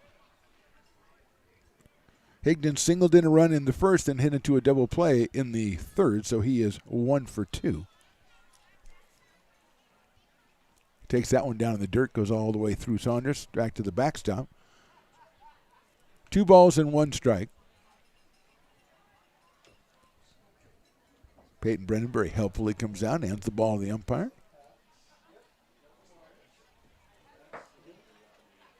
Inside for a ball. Got to wait on this umpire. He's a little bit delayed.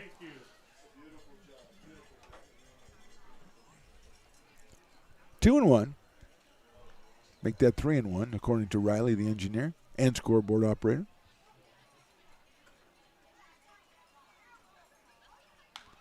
That's hit foul down the left field line over around the grassy knoll over there.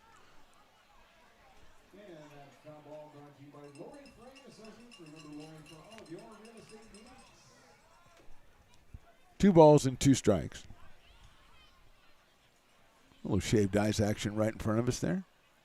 Outside for a ball. That makes it 3-2. It's easy to get distracted when the Hawaiian crooner is up here because, you're not really paying attention. Now fans are just yelling Potter up at each other. It's a great night. It's a great night out here at McBean Stadium. 3-2 coming from Salas. Popped up out of play.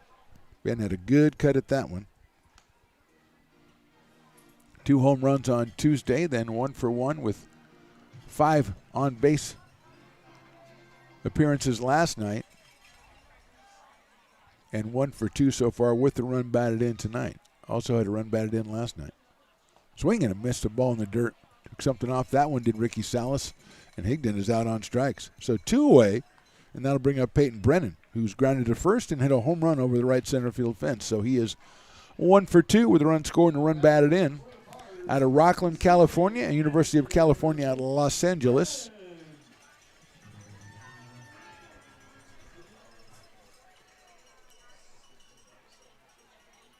Outside for a ball. 1-0 on Peyton Brennan. Salas came on in relief of Cole Airhorn, who went the first 3 1/3 innings, gave up 6 hits. That breaking ball settles in there for a strike, so evens the count up at 1-1.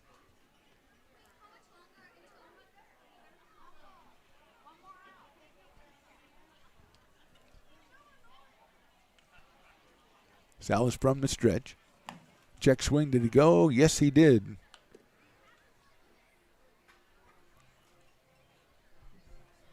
One ball and 2 strikes on Peyton Brennan. We are in the bottom of the 5th inning. Potters leading it 5-0. Hit that one up in the air to left field. Going back is Allen. Still going back. He runs out of room. That ball's out of here. Peyton Brennan did it again. On a high fastball outside, he'd hit it over the left field fence. It's a little Oppo Taco action. Brennan has 2, and the Potters lead 6-0.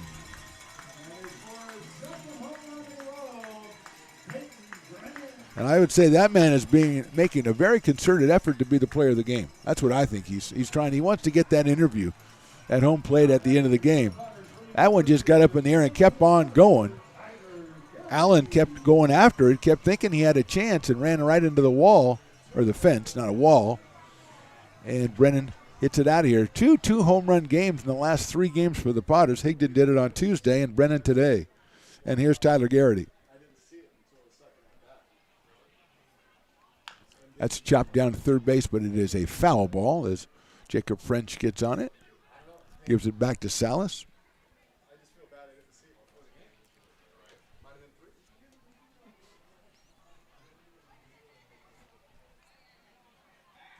So Garrity up here, struck out and walked. Scored a run back in the 4th inning.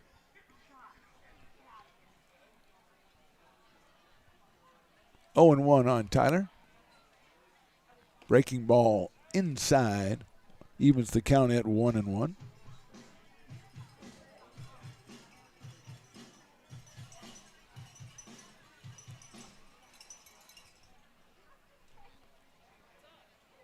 Swing and a miss to the ball in the dirt. 1-2 on Tyler Garrity out of Seneca, California, and the University of Kansas.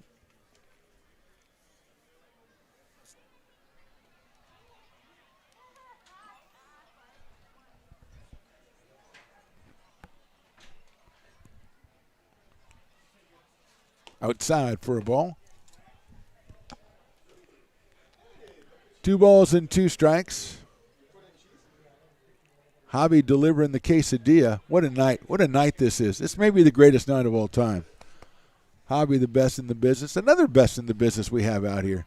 His best quesadilla around ever. That's for sure. 2-2 pitches high, ball 3. 3 balls and 2 strikes. Brennan's home run, the 6th run for the Potters tonight, and their 8th hit. Garrity up here with a full count, 3 balls, 2 strikes.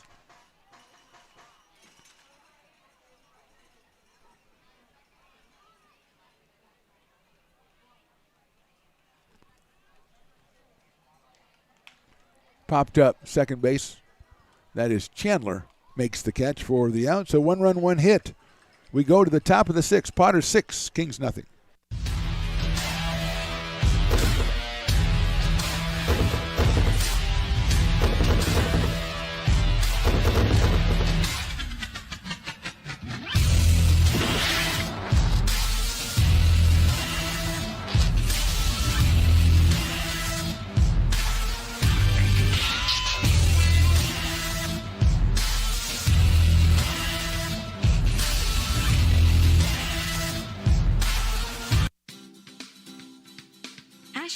Design Incorporated, where you feel the difference. We are a locally owned and operated heating, air conditioning, and custom sheet metal company committed to the highest quality of craftsmanship at a competitive price.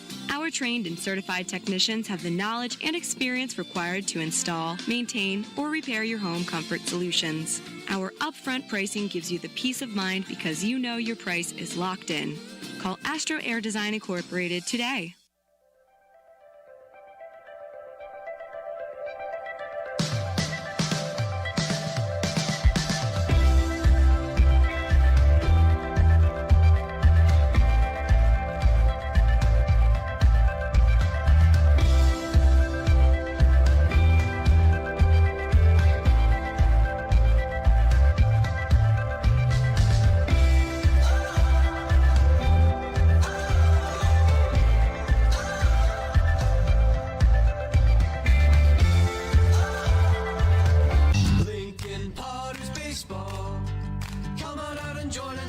Top of the sixth inning, it is going to be the top of the order, Tanner Griffith, Smith Chandler, and Jacob French, and Peyton Stumbo, contrary to what Coach Mike Marjama told us, last inning is out there for another inning. I think maybe Peyton might be out there for the ceremonial one out or a couple of pitches so he can get replaced and get his just desserts here, as the crowd will be able to say goodbye to him. And we also should mention it's a special day for Peyton. His girlfriend, Allie Weber, turns 22 years old today.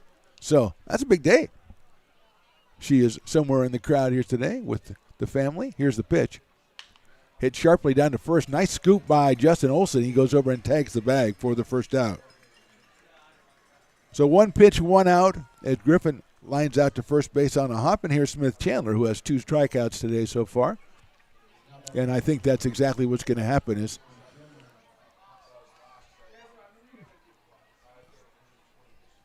looked like Brock was ready to come out and take him out. I don't know. Maybe Brock is weaseling out on me. Fastball's in there for a strike. That's at 90 miles an hour for Peyton Stumbo. Fouled back to the screen. I think Peyton's just pitching too fast and nobody can take him out. He got the first guy out on one pitch, and he's going real fast to Chandler, Smith Chandler, and he is ahead in the count 0-2. Breaking ball's chopped over the mound. Second baseman's got it. He's going to be our tough play on a hop to first base. Not in time. Nice try by Patrick Herrera, but beating it out is Smith Chandler. Third hit for the Kings, and that will bring up Jacob French, who was grounded to second and doubled. Hit a ground ball down the first base line and hit the bag.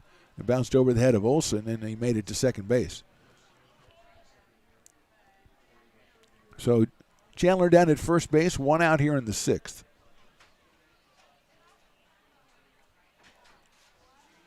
Fastball is in there for a strike at 90 by Peyton Stumbo.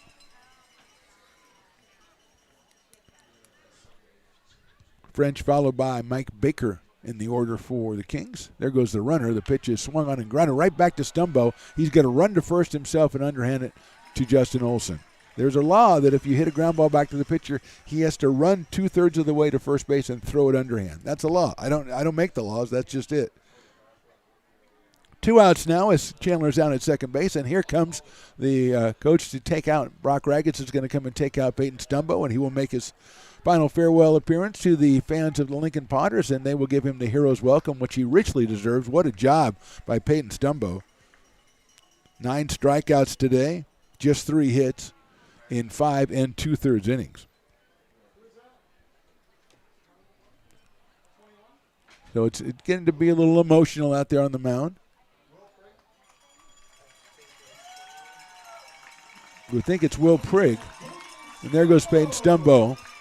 Another tremendous performance by the Auburn right-hander.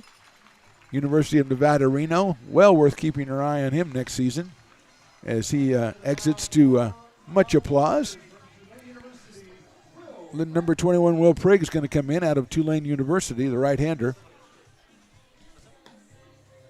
Comes in here with a runner on second base and 2 outs. Urgent message from the front office here. Tomorrow, not only Piper's birthday, but also Hudson Stevens. Tomorrow, he'll be in the rumor he's going to be 9. So put that on the calendar. Come out and celebrate that if you want to, too. I mean, you know, Piper's out here, but Hudson's a tremendous individual. We can celebrate his birthday as well. Just come on out tomorrow, 6:35, first pitch against these West Coast Kings. Stones McCoy, and this is not in any of the promo material, but we have pretty much got it confirmed that Stones McCoy will be doing some first base coaching tomorrow night for the Potters, so he is not going to sleep tonight. He'll be up all night studying first base coaching tapes and asking Riley, hey, Riley, watch me give signals. What do you think, Riley? Is this good? Okay. So that will be exciting for the Stones McCoy household tonight, as they'll be up very late going over first base, going, go to second. Or, hand me your gloves. Hey, 2 outs. Be careful on the bases out here. A lot of stuff goes into being a first base coach. Mike Baker's the new hitter. He is 0 for 2 so far with a couple of strikeouts against Peyton Stumbo, and he will face Will Prigg here. The right-hander getting loosened up for the Potters as we are in the top of the 6th inning. And it looks like Will says, I'm ready to go. Infielders out there chatting with Smith Chandler. See where Smith, I think he's Cal State Northridge. Yes, Cal State Northridge, which I believe is where Eli Garcia and the great Larry Fonseca both went, both Potter legends. So rich history at that school. I think they're the Matadors or something crazy like that. There goes the runner. The first pitch is in the dirt. And stealing third quite easily is Smith Chandler. Maybe he was telling the guys, hey, I'm going to steal third on the next pitch. I don't think he was, but he could have. Anyway, he did, and it's a ball to Mike Baker. Mike playing shortstop out of Chico State tonight for the West Coast Kings. We're back in action tomorrow against these same Potters. Briggs fastball just inside at 90. Good-looking pitch by Will Prigg. A little tail fastball from the right-hander.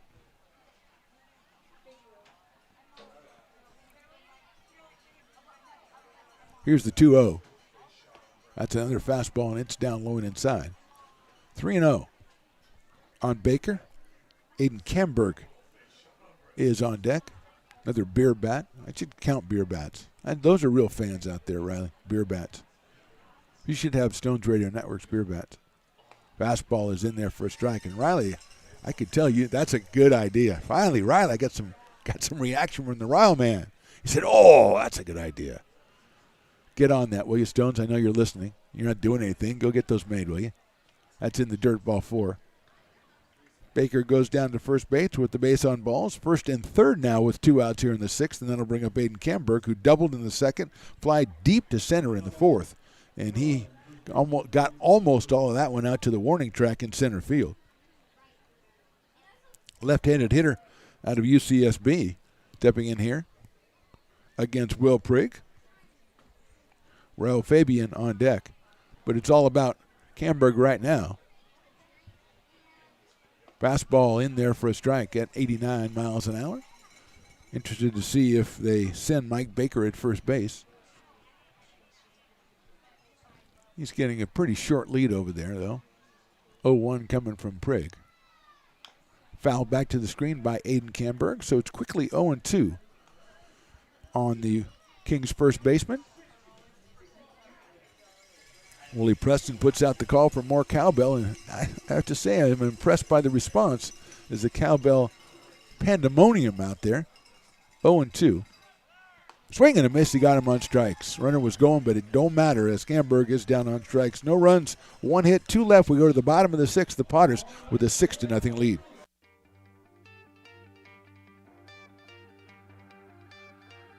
Gooseport Public House. We have sports on 10 big screen TVs, 23 beer taps with classics and crafts, a full bar with creative craft mixed drinks, live music, and most importantly, great fresh food. In downtown Roseville off Vernon Street, only 15 minutes from the ballpark.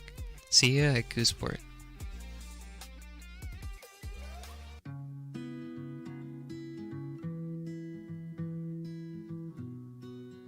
Lincoln Area Archives Museum is the official partner of the Potters' 100th anniversary season. The museum is located just around the corner in Bierman Plaza in the center of the Old Historic District. Plan your visit and learn about early Lincoln history.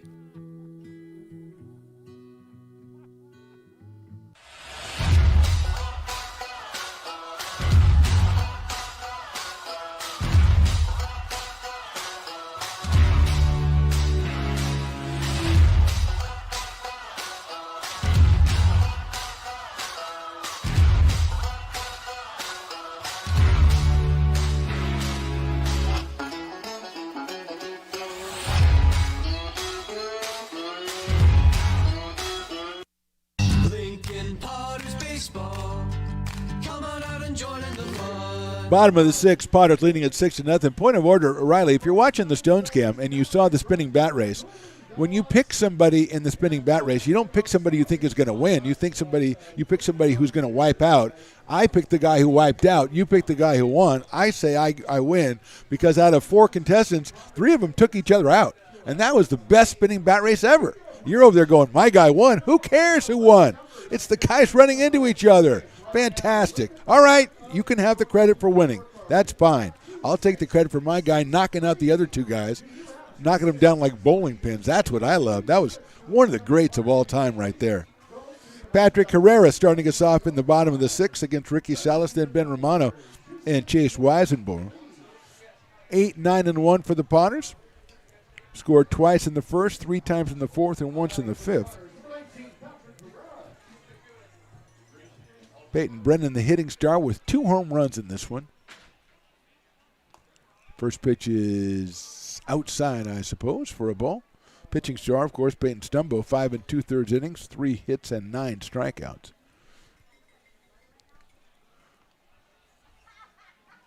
That is in there for a strike. Evens the count up at 1-1, I believe, even though the scoreboard says 0-2. I think the scoreboard was going by what they thought the first pitch was a strike, so they just put strike up there. I like that. Way to go, scoreboard. You're wrong, but way to go. That's outside, 2-1. Potters with more activity in their bullpen. Looks like a left-hander down there throwing.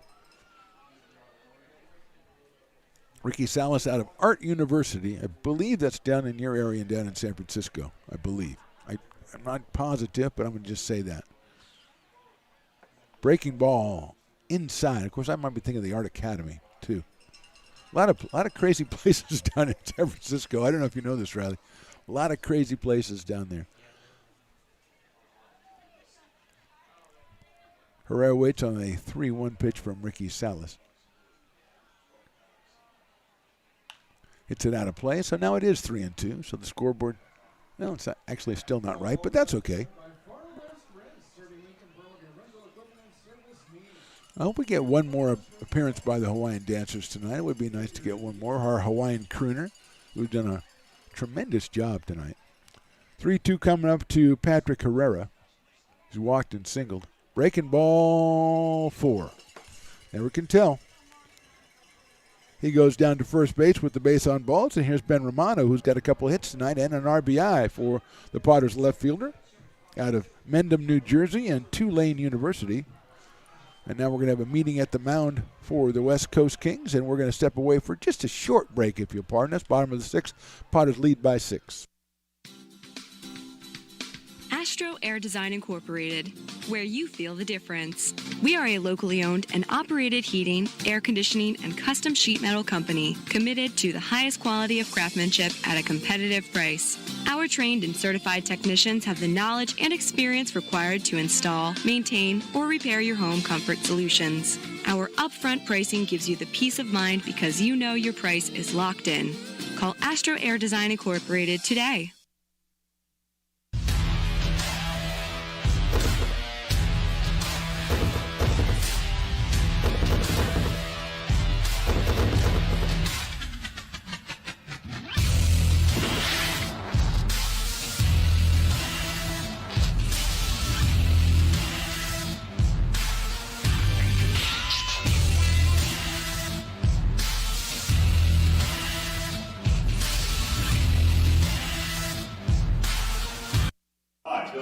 President of the Placer County Association of Realtors. We're in the store, our conference facilities, an amazing team helped us keep together an amazing organization, and we thank them all. This organization can't do what it does and can't run the way it runs without the help of so many members volunteering their time. The success of the Placer County Association of Realtors is largely dependent on our active volunteer members to help our organization and industry. The work of our committees greatly impacts our ability to champion efforts across the board and giving back to the Placer County community wherever we can. Like all service organizations, I wanted to serve. And getting involved with the affiliate committee was the perfect way to do that. I love being able to serve my community with my business friends and other leaders and give back to those who are in need. The thing I love about the PCAR committees is they all work toward the same goal of bringing the community together to support those in need in our surrounding area. I instantly came to the meeting and had a wonderful time, felt like I was a part of something bigger, and it was just the start of my leadership journey.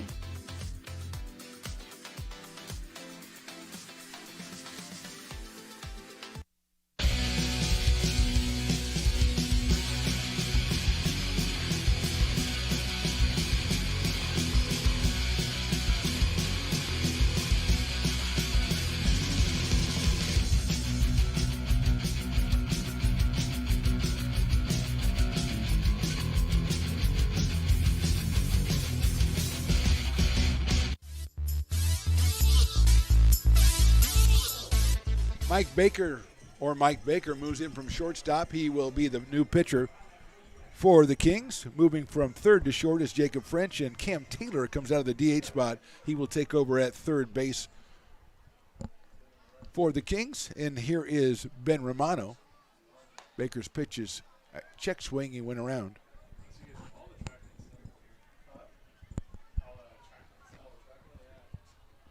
Oh and 1 on Ben Romano.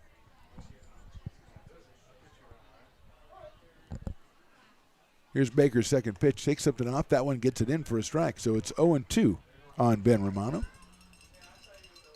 Chase Weisenborn on deck. Just getting started here in the bottom of the sixth inning.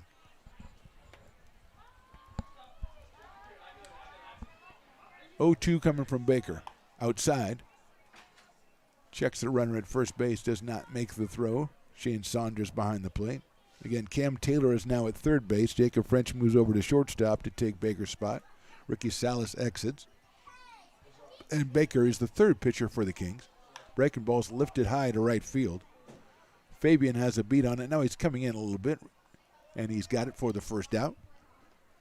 So Romano flies out to right, and that will bring up Chase Weisenborn, who's walked, hit into a double play, and hit into a fielder's choice. So he is 0 for 2 in this one so far. Takes a look down at Mike Marjama in the third base coach's box.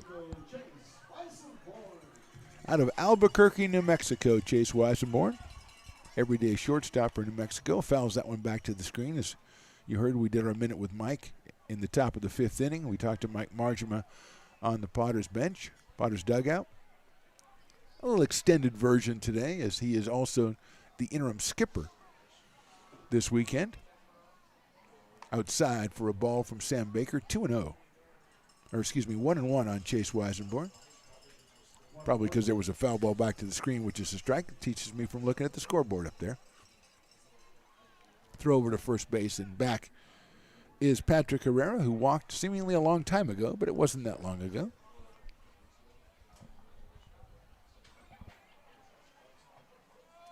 There goes the runner. The ball's popped up out of play. Off-speed pitch. Weisenborn made up his mind a little bit late to offer it that one. Herrera was already going.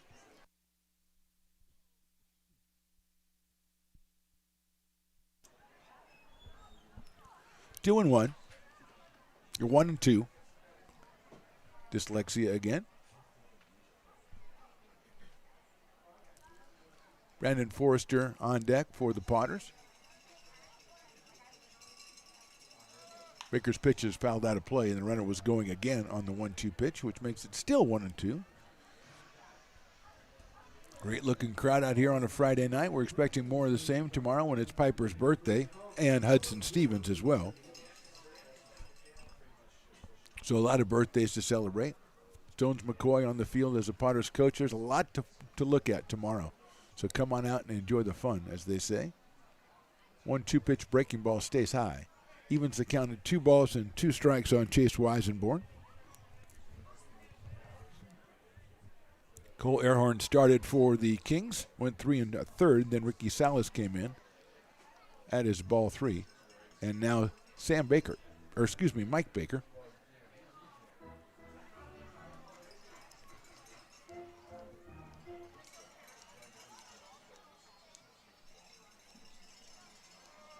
That's high for a ball. So he eventually loses Weisenborn to a base on balls. Going down to second is Patrick Herrera. So 2 on and 1 out. And here is Brandon Forrester, who's flied to left, walked, and singled. He has a run driven in on the RBI single back in the fourth. Hit it right over the glove of Smith Chandler at second base.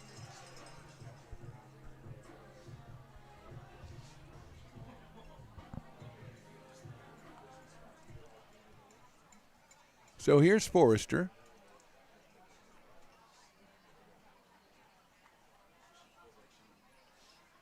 Breaking balls high and inside. 1-0. Raffle tickets still selling quite briskly out there. The 50-50, a very popular event out here at Potter's Games. Much money to be made and raised for worthy causes. Fastball outside. Nice try by Saunders to try to pull that one back in, but it's a little bit too far. A little bit too much movement on that one to get it back in. 2 balls, no strikes. Nolan Wilson to follow. Fouled back to the screen on a 2-0 pitch by Forrester. 2-1 on Brandon,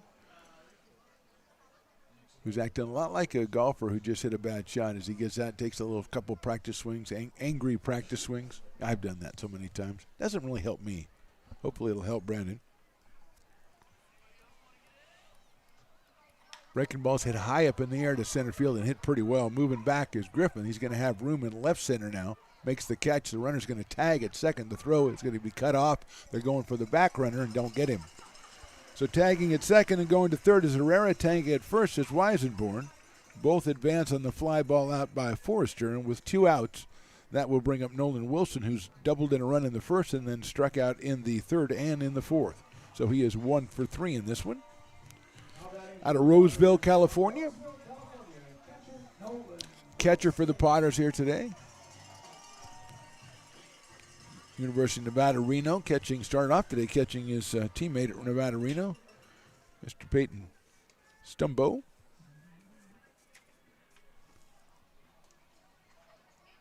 That's in the dirt. Nice block by Saunders.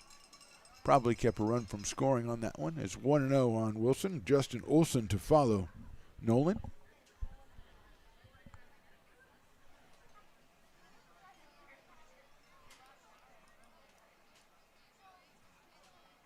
That's in the dirt. That does get by, and here comes the run in from third, and he will score standing up. So it's a wild pitch, and Herrera scores the run. 7th run for the Potters. They lead at 7-0. Weisenborn moving on to third base. And a 2-ball, no-strike count on Nolan Wilson.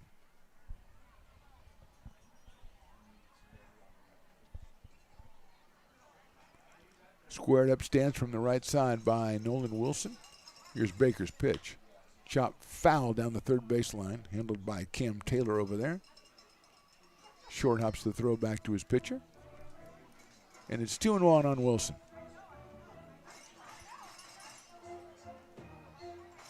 A lot of those beach hats. Potter's beach hat giveaway is very successful tonight. 500 hats given away. I'm seeing 500 hats out here right now. And that's always nice. Breaking ball, nice looking pitch, but it's low. No, it's in there for a strike. You got, come on up. You got to give me a chance here. You got to give me a chance. 2-2.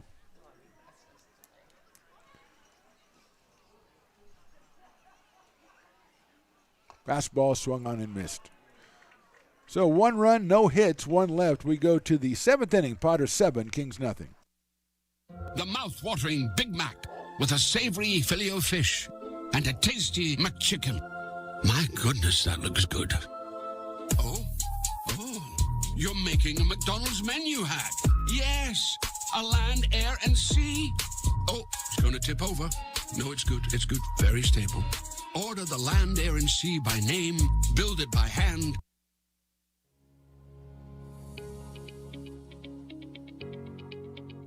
Placer Valley Tourism.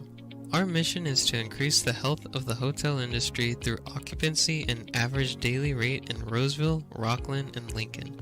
Proud partner of the Potters in the 2023 West Coast World Series Tournament from August 8th to 11th.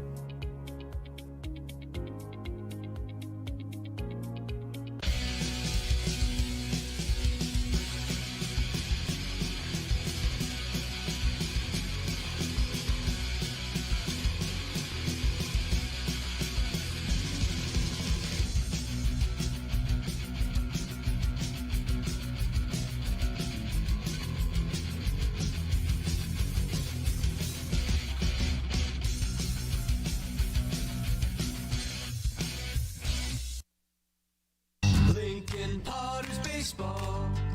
Come on out and join in the fun. Top of the 7th inning, Potters lead at 7-0. Will Prig out there for his second inning work. He actually came on and got the last out in the 6th inning in relief of Peyton Stumbo, who went 5 2/3, struck out 9 and gave up just 3 hits. He is in line to get another win on the season. His last one, as he will be leaving the Potters, going back to school and reaching his innings limit for the summer. And we were very, very happy to have him and his whole family and his girlfriend Allie Weber, whose birthday it is today, out here at in Lincoln for the summer. Here's Ralph Fabian, who struck out and popped a short. Takes one in the dirt for a ball. 1-0. Followed by Cam Taylor, then Shane Saunders.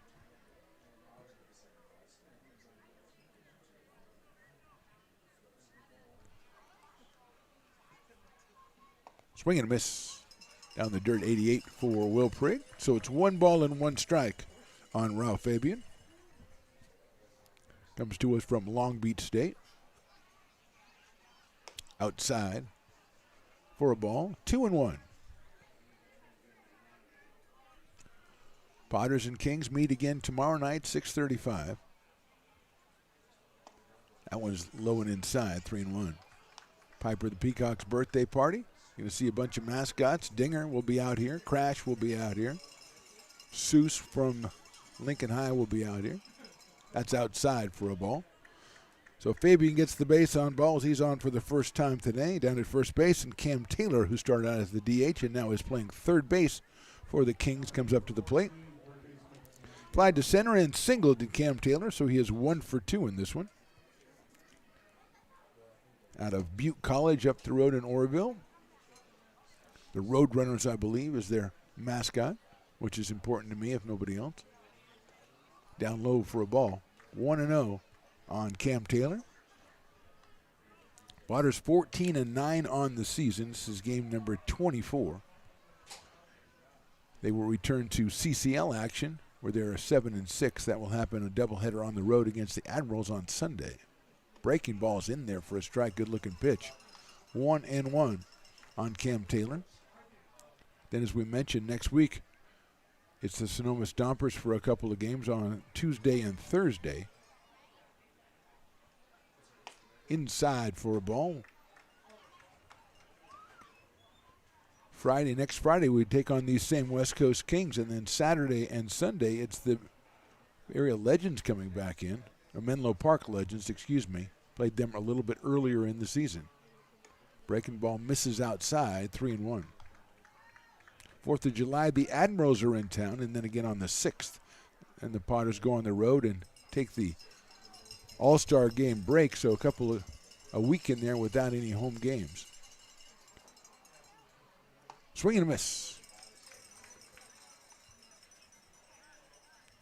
So a bunch of games between now and July 6th here at McBean Stadium, then kind of a break until the 15th.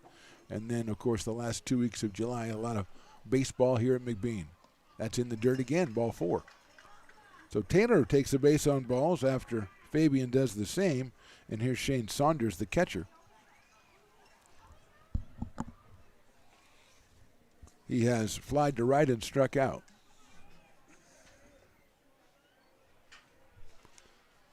Actually, I think we've got ourselves a pinch hitter.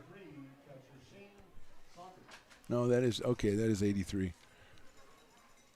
Couldn't see that was an 8 there. Looked like a 1.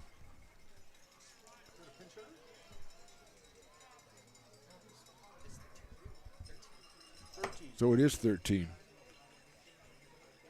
So that's Riley Pimentel. So Riley Pimentel is coming in. I thought it was a pinch hitter. So Pimentel comes in for Saunders, right-handed hitter out of Butte College.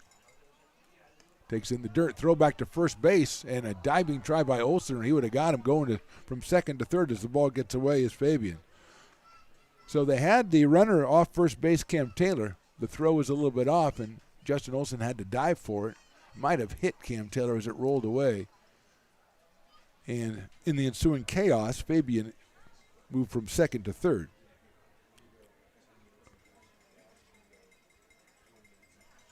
So it's a throwing error on the Potters, their first error of the game.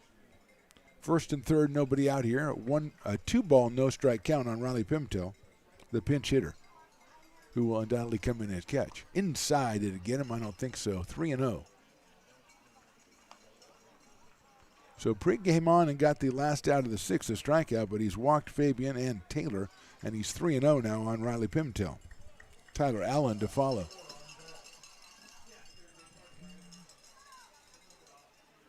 Fastball right down the middle for a strike.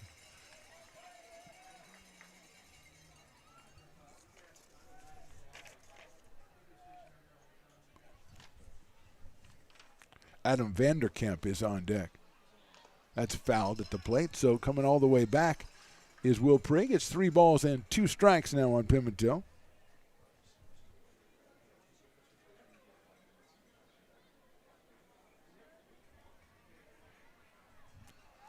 Here's the 3-2. Hit sharply down to third. Under the glove at third base into left field for a hit. Weissenborn had it when underneath his glove. Scoring is Fabian. Going to second is Taylor. And Pimentel is at first base. Gets credit for an RBI, does Riley Pimentel. And that'll bring up Adam Vanderkamp out of Sierra College. So he takes over the dueling dog batter. If he strikes out, he is the pinch dog, as Willie so aptly puts it. Breaking ball, strike 1. So he's pinch hitting for the dueling dog batter, so makes him the pinch dog, which is a great nickname, pinch dog.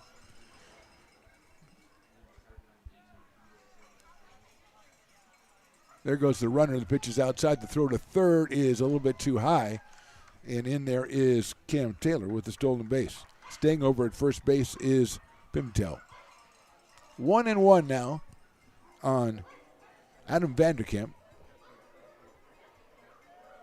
Another Sierra College product.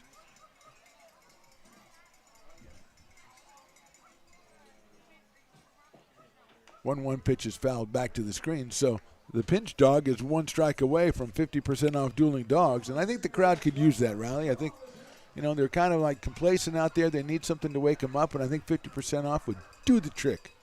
I know it would for me. 1-2. Breaking ball's fouled back to the screen again. At least they're fouling it away from our cameras, though. That's good. Every foul ball gets some more barks from the crowd. I'm assuming. I don't know if it's actually the people in the crowd. 1 ball, 2 strikes. That's popped up right side. Olsen giving chase into foul territory. Justin has a beat on it, reaches over, and makes the catch. The tag not made. Nice throw by Justin Olsen. Excellent play by Justin Olsen down the first base line to retire the pinch hitter Vanderkamp. Kind of had tracked it, then in the last minute he had to kind of backhand it and was aware enough to know the runner could tag at third, and he got it in quickly with a throw on 1 hop to Nolan Wilson. So 1 out. So Tanner Griffith will come into the plate, the leadoff hitter. 2 strikeouts and a ground out for Tanner, a left-handed hitter. Out of St. Mary's College. He's up here with runners at first and third. 1 run in for the Kings, and he pops that one out of play quickly on a fastball. 88 from Will Prig. So 7-1 here, top of the 7th, 1 out. Pimentel down at first base. Over at third is Taylor. That's Sales outside, the fastball. 1-1. Smith Chandler, the second baseman, to follow.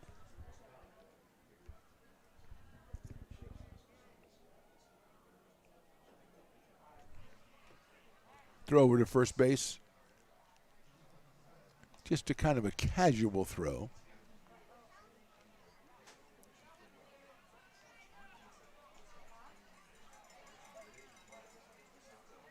Chopped into right field. That's a base hit. Here comes a run across the plate. The second run for the Kings. It's an RBI single for Tanner Griffith, and it's now a 7-2 ball game in favor of Lincoln.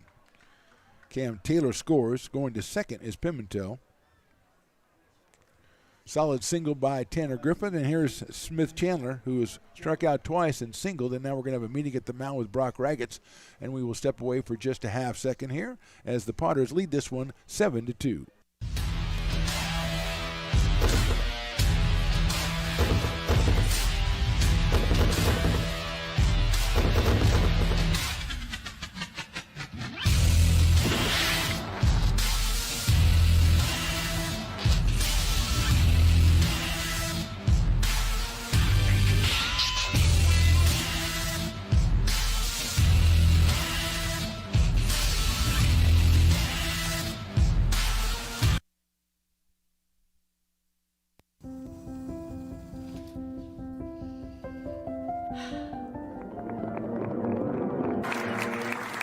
Welcome back, Olympia's 5th grade orchestra. Perhaps there's no place like your home because you made it so at R.C. Willey.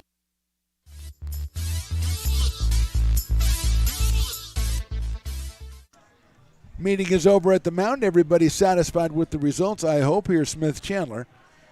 1 for 3 for the second baseman out of Cal State Northridge. 2 runs across so far here in the 7th for the Kings. They've cut the deficit to 7-2.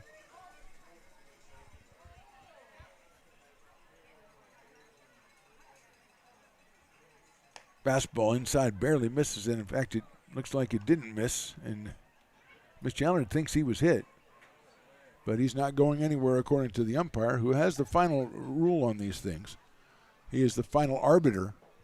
Why he's called the umpire. And now the manager is going to come down, and that's Scott Stover. Again, thanks to Scott for getting the lineup to us an hour before the game. Really appreciated the professionalism. And Smith Chandler thought he was going somewhere, but he's not as of yet. It's a 1-ball, no strike count. The umpire was having none of that. He said, I didn't notice that myself. Could have well happened, but I didn't see it.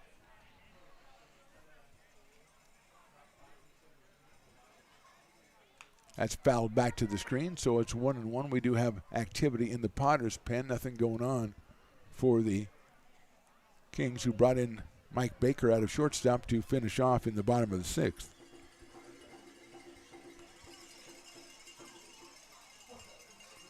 One ball, one strike. Breaking ball, beautiful pitch by Will Prigg. It's in there for a strike. Probably been his best pitch so far in this outing. So he is ahead 1-2 on Smith Chandler. Jacob French to follow, the shortstop.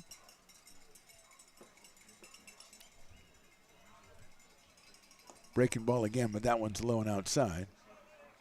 Evens the count, 2 balls, 2 strikes on Smith Chandler. We're number 26 for the West Coast Kings.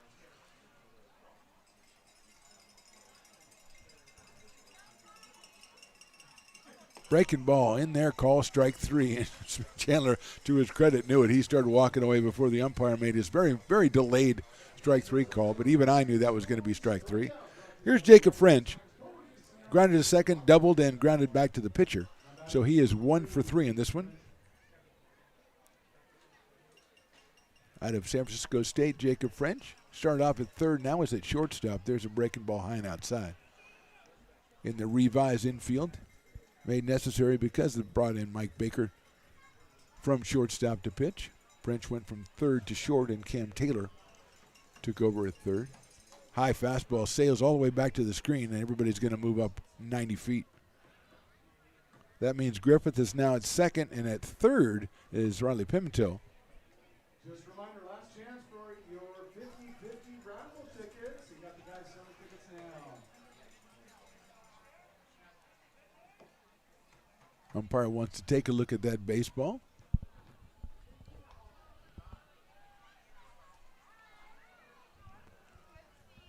Stones Radio Network's on the road on Sunday as we'll bring you the game from the Bay Area Admirals, a doubleheader. Another service provided by Stones Radio Networks. Going on the road with the Potters this year. Might even making a trip out of state. That's a hush-hush, though. Outside for a ball. 3-0. Details on that trip are not ready to be released to the general public, but it could be a monumental undertaking by Stones Radio Networks. Although now that Stones is going to be a coach tomorrow, I don't know if he'll want to do any of that stuff anymore. That's in there for a strike, 3-1. Very dangerously said that. The umpire hadn't made the move yet, so I was just assuming it was a strike rally. And as you know, with this umpire, he and I have kind of a battle of wills going on.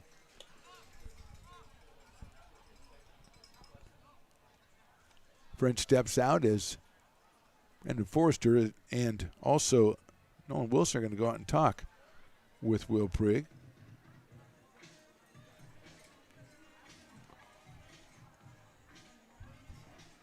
Will coming to us from Tulane University out of Atlanta, Georgia.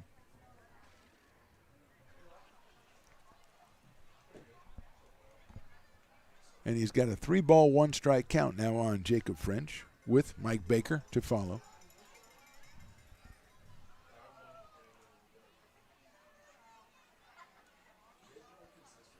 Little fake at second base. Getting back is Griffin.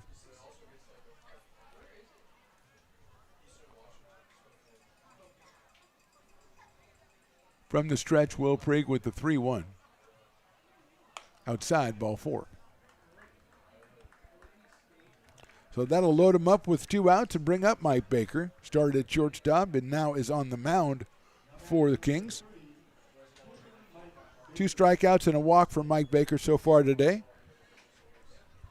Mike out of Chico State University, up here with a chance to do a lot of damage to the Potters here in the top of the 7th. It is a 7-2 ball game.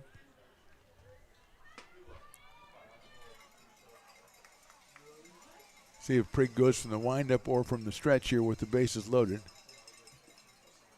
His first pitch is a little bit outside. Kind of surprised Nolan Wilson. 1 ball and no strikes. From the windup, Prig. Fastball. Inside, ball 2. Got to have more cowbell from Potter fans.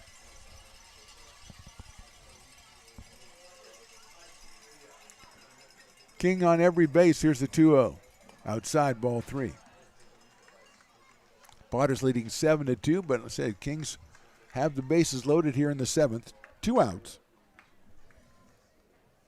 JoJo Villarreal warming up in the bullpen for the Potters, the left-hander, who we last saw in the Hawaiian dancing contest.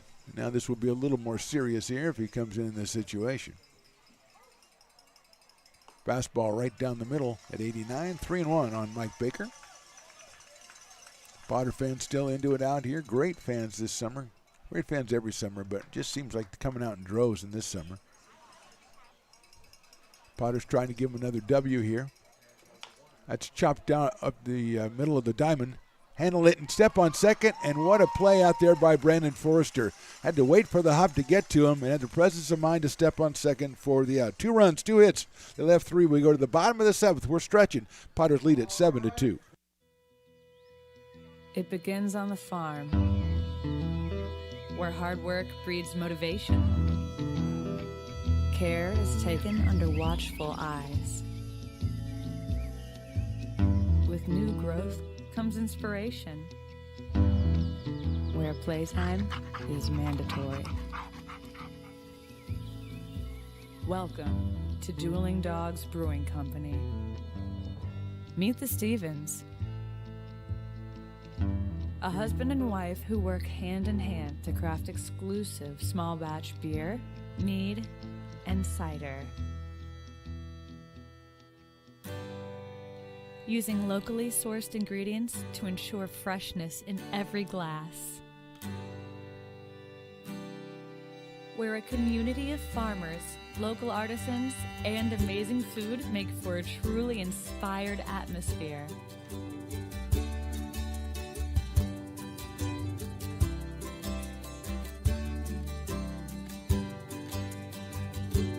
At the end of the day, we know the value of hard work.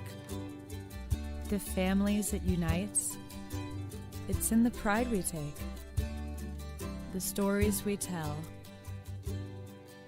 and the best friends who are cherished. Dueling Dogs Brewing Company.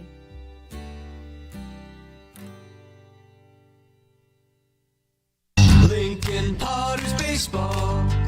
Come on out and join in the fun. Mike Baker completing his warm-up tosses for the Kings. They scored 2 in the top of the 7th. Now they'll try to hold down the Potters, and the Potters will send up Justin Olson, Ben Higdon, and Peyton Brennan, trying to not be held down here as they lead at 7-2. Olson has struck out, walked, and flied to right, so he is 0 for 2 in this one. Out of Colorado Springs, Colorado, the big first baseman steps in against Mike Baker.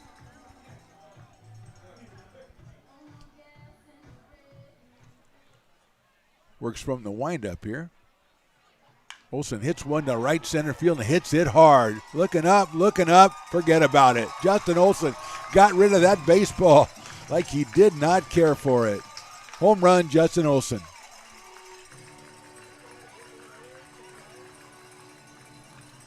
Third home run for the Potters tonight, first by somebody other than Peyton Brennan. And Justin Olson just hit that one so hard, the right fielder just kind of took a look and said, I don't think so. And he is accosted as he gets back to the dugout by throwing water on him. The guy's wearing beach hats down there. Hey, they're having a good time. They're having fun. It's summer baseball. You're supposed to have fun. Here's Ben Higdon. Single, double play, and strikeout for Ben. He's 1 for 3 in this one. That one's outside from Mike Baker. So quickly 8-2 in favor of the Potters. 3 big flies for the fans out here tonight at McBean Stadium. Gotta love the home runs, baby. Breaking ball misses outside. 2-0 on Ben Higdon out of Paducah, Kentucky. Left-handed hitter. Has an RBI tonight. Swings and misses at that one. Wanted to do his best Justin Olson impersonation there. And just missed it. 2 balls and 1 strike now. Watches that one go outside, so it's 3-1.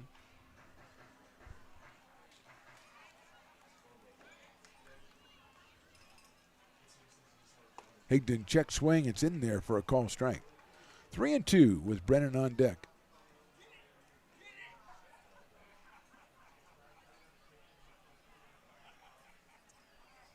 Swing and a miss. Baker got him on strikes. So Higdon is down for the first out here in the 7th, and that'll bring up Peyton Brennan, who grounded out to first base in the first inning, and we were unaware of what would happen in the 4th as he hit a home run, and in the 5th as he hit a home run. So 2 for 3, 2 home runs, 2 runs scored, 2 runs driven in for Peyton, and that one is a little bit outside from Mike Baker. Tyler Garrity to follow. We're in the 7th, Potters 8-2. Brennan wanted number 3 on that one, but he fouled it back over the screen. So it is 1 ball and 1 strike.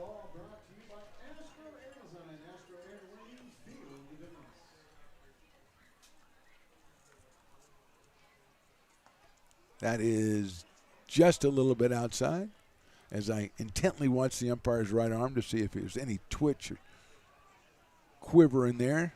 He's going to put it up for the strike call. That's lined out into left center field, and it gets down in front and goes all the way to the fence. Brennan rounds first. He's at second. The ball picked up at the fence. He's going for 3. The relay throw is going to be too high. He slides in with a triple. Have a night, Peyton Brennan. 2 home runs and now a triple for Brennan. He really seriously, Riley, wants to be that player of the game. He really wants that. He's got to second. He went, if I have 2 home runs and a double, I may still get aced out. I'm going for third. And it worked out for him. I'll tell you right now, between you and me, it worked out for him pretty well. Here's Tyler Garrity. Struck out, walked, popped up. So he is 0 for 2 in this one. He's got a runner at third and 1 out. He fouls that one back to the screen. An off-speed pitch from Mike Baker.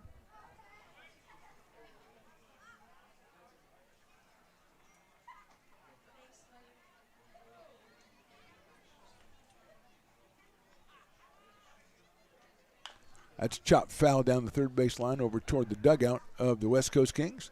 They don't have enough guys there to have that many out in front of the dugout, so everybody is okay. 0-2 quickly on Tyler Garrity with Patrick Herrera to follow.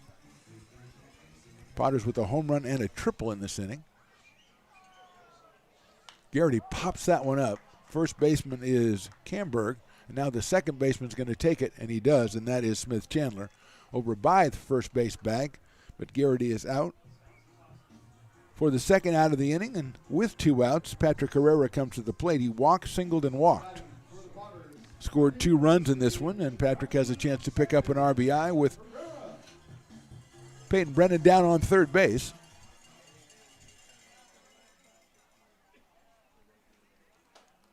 First pitch is outside, I believe, for a ball. 1-0. Baker, the third pitcher. Aaron started, then Salas, and now Mike Baker. Herrera takes outside. 2-0. Patrick reaches. It'll be Ben Romano's turn. He's got a couple hits tonight and an RBI. 2-0 coming up to Patrick. Takes in the dirt. Nice block by Saunders. 3-0 to Patrick Herrera, and it being summer ball, I'm sure that Coach Marjama is telling Patrick, if you like what you see, go ahead and hit it.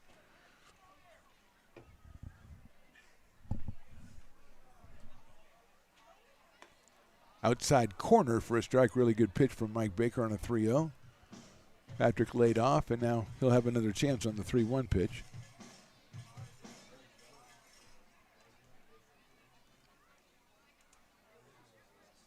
Fastball again. That one just misses the outside corner. 85 miles an hour for Mike Baker. Going down to first is Herrera. He's reached base all 4 times tonight, and that'll bring up Ben Romano. Singled in the second, singled in the fourth, drove in a run, fly to right in the 6th.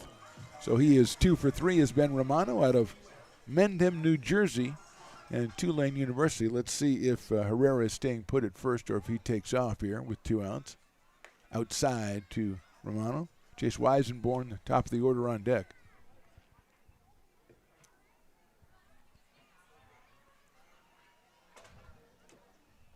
Potters lead at 8-2. That's a fastball on the corner, in there for a strike. 1-1. 6:35 tomorrow. Same 2 teams meet on Piper's birthday. A lot of activities here on Hawaiian night. Some tremendous singing and dancing, entertaining the fans between innings. That's chopped slowly out to third, handled by Taylor. He's going to go across the diamond to first. He did not get him. It's beat out for a base hit for Romano. And an RBI for Ben. It's now 9-2 in favor of the Potters. Just not much Cam Taylor could do about that one, as it was a slow roller down, chopper down to third. He had to wait for it. Got it, threw it across the diamond as quickly as he could, but good hustle by Romano. Gets his 3rd hit, 2nd RBI, and here's Chase Weisenborn. He's got 2 on. The Potters with 2 in here in the inning. They answered the 2 from the Kings. High fly ball, left center field. Circling underneath it, out there and making the catch is Griffin. So 2 runs for the Potters, 2 hits. We go to the top of the 8th inning. Potters 9, Kings 2.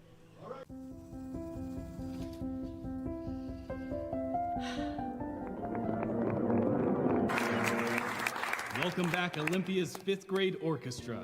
Perhaps there's no place like your home because you made it so at R.C. Willey. Hi, Bill Evans, President of the Placer County Association of Realtors. We're in the store, our conference facilities, an amazing team helps keep together an amazing organization, and we thank them all.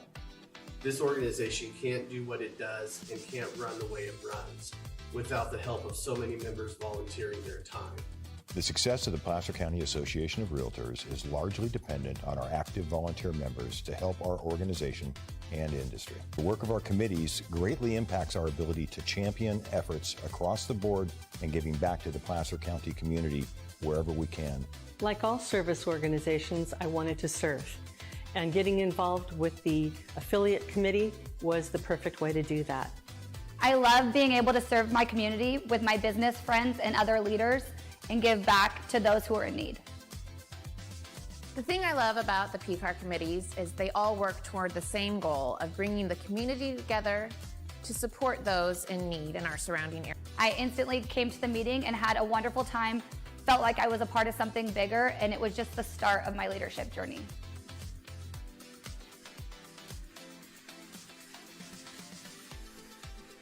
Lincoln Potters Baseball. Come on out and join in the fun. Jojo Villarreal on the mound for the Potters here in the top of the 8th inning. The Potters lead at 9-2. Jojo out of Corpus Christi, Texas, and Grambling State University, the left-hander, coming straight from the Hawaiian dancing contest a couple innings ago, and he will take on Aiden Camberg, and then Raul Fabian and Cam Taylor.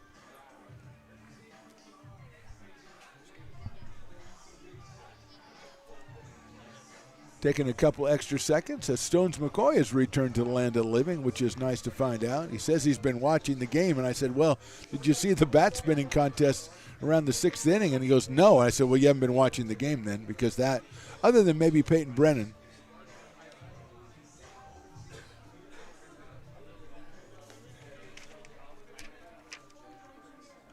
looks like it's going to be Zach Robman coming up to hit for Camberg to open up the inning here out of Puget Sound. He'll be the first hitter that will be facing JoJo. Emberg was 1 for 3 while he was in there, had himself a double. 5 hits so far for the West Coast Kings, and here is Zach Robman, listed as a catcher. And he faces JoJo. The left-hander delivers. Swing and a miss on a fastball. 0-1.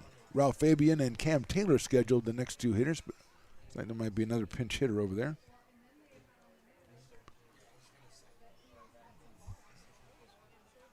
Breaking ball's hit sharply out towards short. Forrester waits for it across the diamond, and Olson handles it easily for the first out.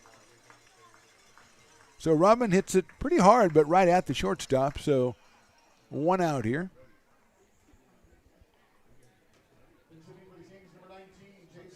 So Jason Olson is going to be the new hitter for Fabian. Fabian was 0 for 2 and did score a run after walking back in the 7th. So Jason Olson hitting for him. Takes a ball. Jason is out of Butte College. And he'll be followed, I assume, by Cam Taylor. Big right-handed hitter, Jason Olson. Swings and misses at the fastball, 85 from JoJo. 1 ball and 1 strike. A lot of cowbells still hanging around here in the top of the 8th inning for Potter fans.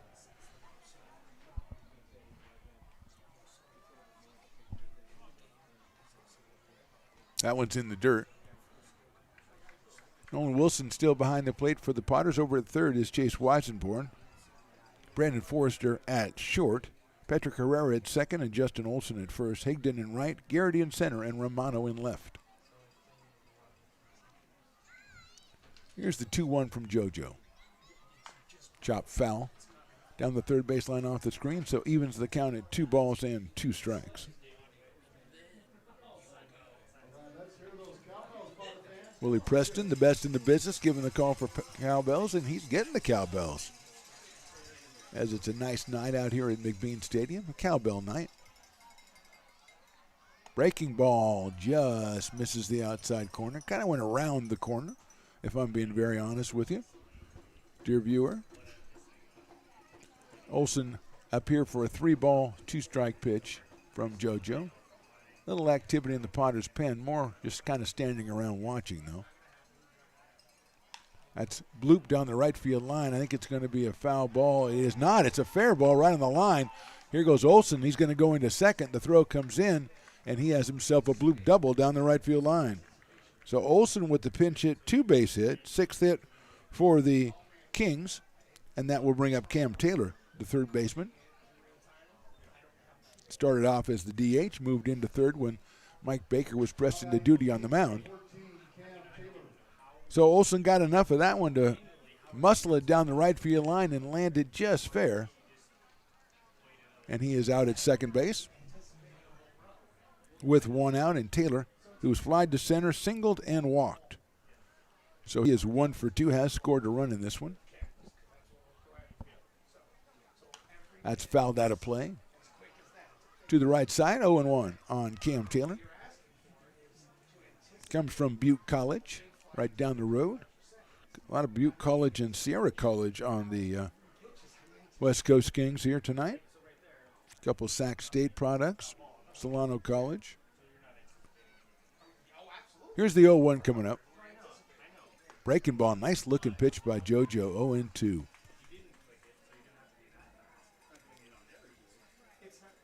Folsom Lake College also, Shane Saunders behind the plate. He's been impressive tonight behind the plate. Riley Pimentel came in for him, though, and has replaced him behind the plate. 0-2.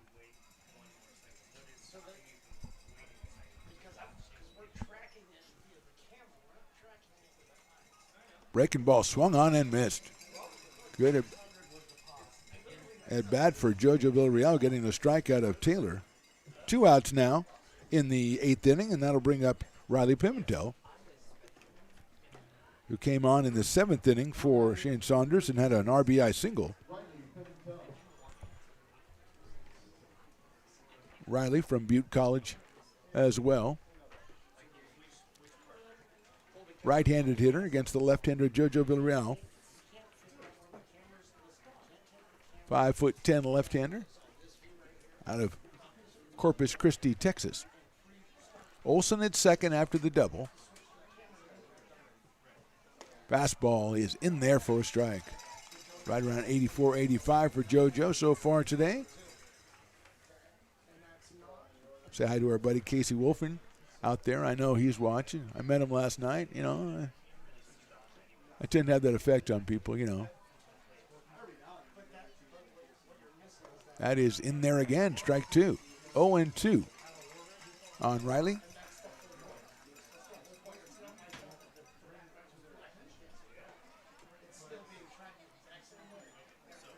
No balls, 2 strikes. Olsen at second base. 2 outs. We're in the 8th. Potters lead at 9-2. First of 2 against the West Coast Kings. Breaking ball misses high and outside.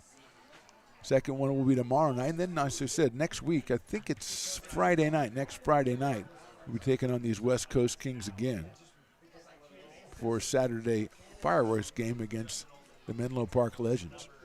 1-2 coming up from JoJo. Another breaking ball chopped down the third base line, but that is foul. Run down by Chase Weisenborn. Return to the mound. And we'll do it again at 1-2 strikes. Pimentel wearing the number 13, also wearing a very oddly colored helmet. Is that a blue, you think? An aquamarine? An aqua, just an aqua, azure? I don't know. There's a lot of colors out there. That's why I'm hoping Riley would help me out with the colors. He did not. That's lined down the left field line. That is a foul ball. And that ball was hit well by Pimentel, but just a little bit foul. So the Kings have got 1 fair down the line and 1 foul down the line in this inning. Seems about fair.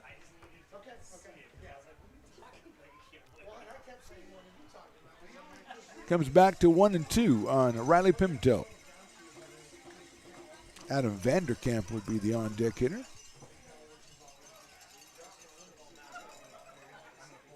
Breaking ball's lined on one hop to third base. Weidsborn had to back up. He's going to bounce it to first, and Olsen stays on the bag for the out. Good defensive play by the Potters. We go to the bottom of the 8th. They lead this one 9-2.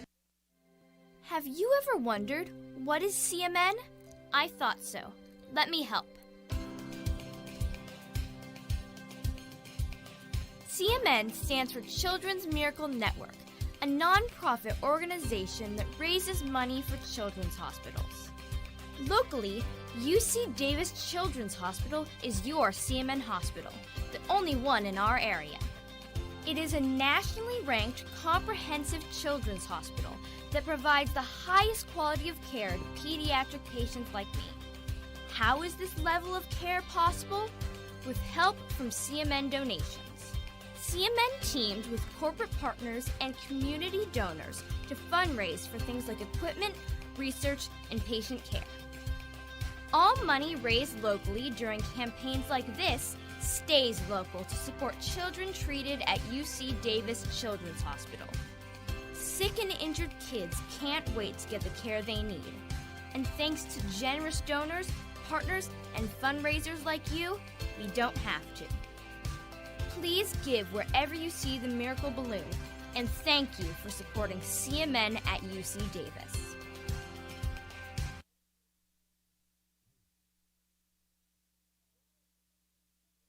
Lincoln Potters Baseball. Come on out and join in the fun. Bottom of the 8th inning, Potters lead at 9-2. It'll be Brandon Forrester, Nolan Wilson, and Justin Olson against Mike Baker, the third pitcher for the West Coast Kings. Here's Forrester, outside for a ball. And it's flied to left, walk, singled, and flied to center. So he is 1 for 3, does have an RBI in this one. A couple stolen bases as well. He takes outside 2-0 from Mike Baker.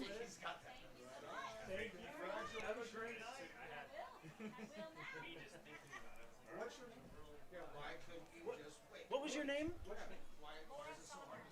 Outside for a ball as our 50-50 winner. They didn't know her name, so of course they had to yell it out right by my ear, so that's okay. But a very happy, of course it's a happy winner. You're going to be happy if you won. That's lined into left field. That's a clean base hit for Forrester on the 3-0 pitch. Going over to get it is Allen. Forrester rounds first. Big turn, but he's going to stay over at first base. So Forrester gets his second hit of the game. That's hit number 11 for the Potters. And that will bring up Nolan Wilson, who has one hit. He's 1 for 4 in this one.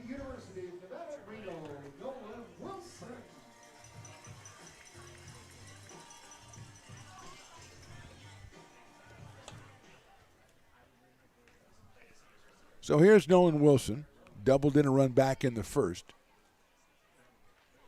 Forrester leading at first. There he goes already. The throw to second base is going to be offline, and I think it's going to be a balk anyway. And Forrester says, forget about it, I'm going to third, and he does. But I don't think he'll be able to because I think the umpire called a balk, so he's going to have to go back to second base.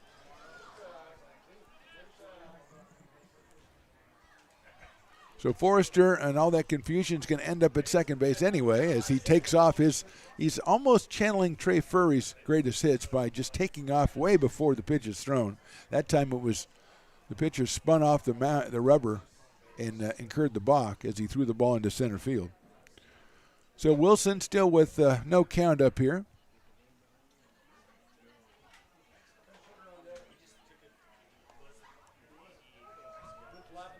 Luke Lavin is on deck to hit for Justin Olson. Justin's like, yeah, this is the thanks I get for hitting a home run. Now you put a pinch hitter up for me. That's okay. Don't worry about it, Justin. You'll be all right. Wilson swings and misses. 0-2 on Nolan Wilson. Activity in the Potters' pen. Good inning by JoJo. See if they're going to bring someone in to close it out. Looks like a right-hander out there.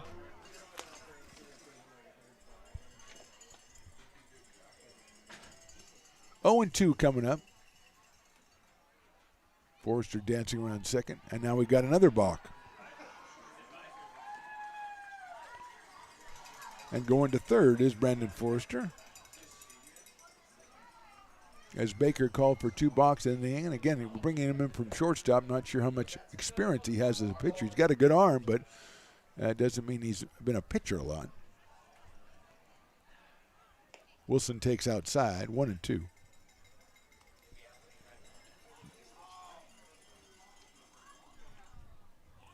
Looks like Vincent Ciccolello, who we talked about with Brock Raggets momentarily in the pregame today, in the warm-up we call it.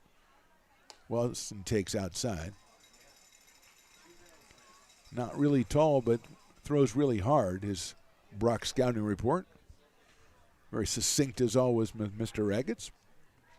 Saw his dad out here yesterday, Brock's dad. Tremendous individual. 2-2 pitch hit sharply down the third base line. That's a fair ball into the corner. A run will score. Wilson's going to round first. He'll head to second and make it easily. And he was thinking about going further, but he's going to stay at second base. So it's an RBI double for Wilson, his second run batted in of the game. The Potters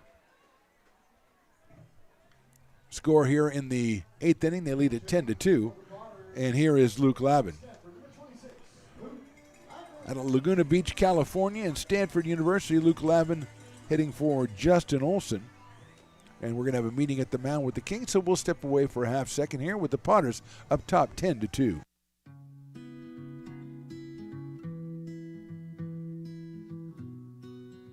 Lincoln Area Archives Museum is the official partner of the Potters' 100th anniversary season. The museum is located just around the corner in Bierman Plaza in the center of the Old Historic District. Plan your visit and learn about early Lincoln history.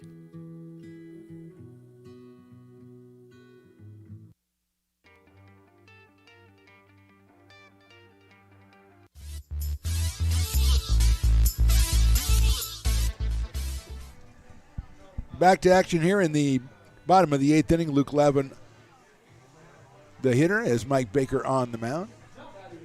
At second base, Nolan Wilson, who got the RBI double. So 1 run on 2 hits for the Potters here in the 8th inning.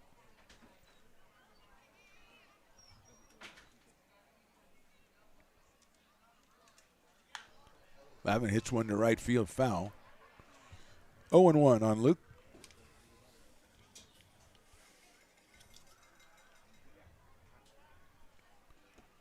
A left-handed hitter against the right-hander Mike Baker with Ben Higdon on deck.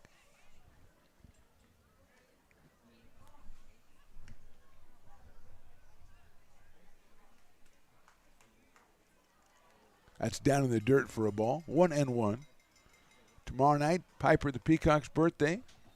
Come on out and enjoy the fun. Mascots from all over the area, special giveaways. I just made that part up. Sounded good. And a lot of fun to be had like the fans are having out here tonight as the Potters lead this one 10-2. We had Hawaiian dances. We had Hawaiian crooners. High fly ball right field. Going back. Forget about it. A pinch hit home run for Luke Lavin.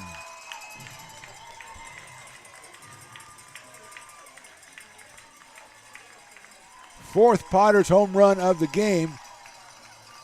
Luke's first of the season, and that one is out of here without a doubt to right field, and it's now 12-2 in favor of the Potters.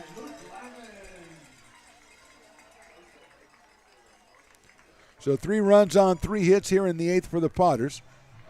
That will bring up Ben Higdon. Higdon has struck out twice, grounded to a double play, and had an RBI single, so he is 1 for 4. Takes that one high and outside. Still nobody out here in the 8th inning for the Potters as they put together a single, a double, and a home run.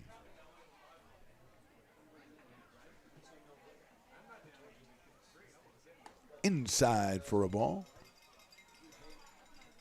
2-0 on Ben Higdon. Peyton Brennan to follow. He's had quite the night himself. Fly ball left field. That's hit pretty well, and I think he got all of it, and that's out of here. Ben Higdon hits it out to left field, and he knew it right away.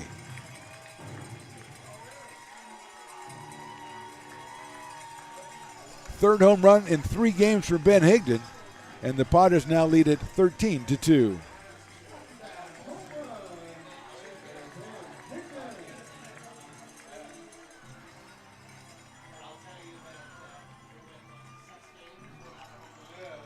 And now we've got a pinch hitter for Peyton Brennan. It is Lincoln product, Mr. Zach Chamiso, coming up to the plate.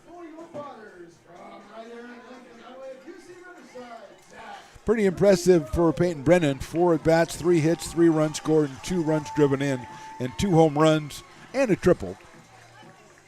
So single, double, home run for the Potters here in the 8th. And here's Chamiso. That sails in there for a strike on 1.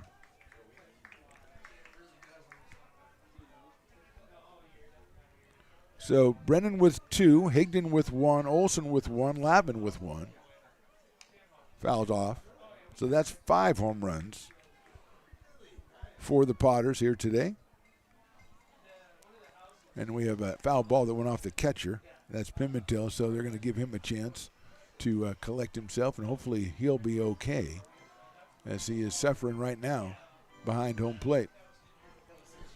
See if Emma the trainer comes out to help it out, but now Riley's walking around. So manager Scott Stover comes out. Have a word of him. Not much you can say. Not much you can say. Does it hurt? Well, yeah, it does hurt. So there's not much you can do. So we have a momentary timeout where everybody feels sorry for Riley Pimentel. Hopefully he'll be able to continue as the Kings are warming somebody up in the bullpen. The Potters have unloaded a couple of home runs, a double and a single here in the 8th, and they've scored 4 times and lead it 13-2.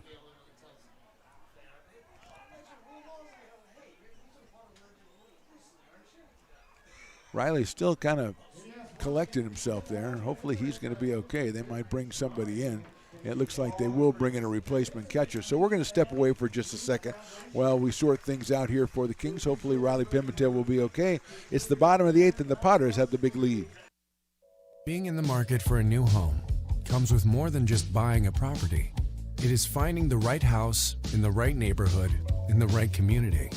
Since 2005, Lori, with Frey & Associates Real Estate, has lived and worked as a real estate broker in Lincoln. She is passionate about local organizations and volunteers with them as well. She's knowledgeable, she knows, she asks a lot of questions, she gets things done. We still learn a lot from Lori, and she's very helpful, very positive, and has been wonderful, wonderful broker. We at Frey & Associates are your local hometown realtor, and we are here for you. Have you ever wondered, what is CMN? I thought so. Let me help. CMN stands for Children's Miracle Network, a non-profit organization that raises money for children's hospitals. Locally, UC Davis Children's Hospital is your CMN hospital, the only one in our area. It is a nationally ranked comprehensive children's hospital that provides the highest quality of care to pediatric patients like me. How is this level of care possible? With help from CMN donations. CMN teamed with corporate partners and community donors to fundraise for things like equipment, research, and patient care. All money raised locally during campaigns like this stays local to support children treated at UC Davis Children's Hospital. Sick and injured kids can't wait to get the care they need. And thanks to generous donors, partners, and fundraisers like you, we don't have to. Please give wherever you see the Miracle Balloon, and thank you for supporting CMN at UC Davis.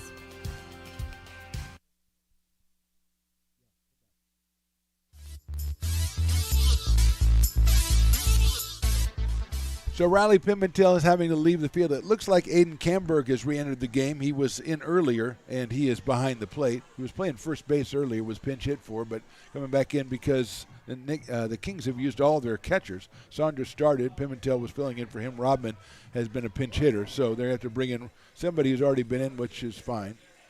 1-1 pitch is down in the dirt, ball 2. 2 balls and 1 strike on Zach Chamiso, the pinch hitter. Nobody out here in the 8th. And the Potters have scored 4 times on 2 home runs. Chamiso fouls that one out.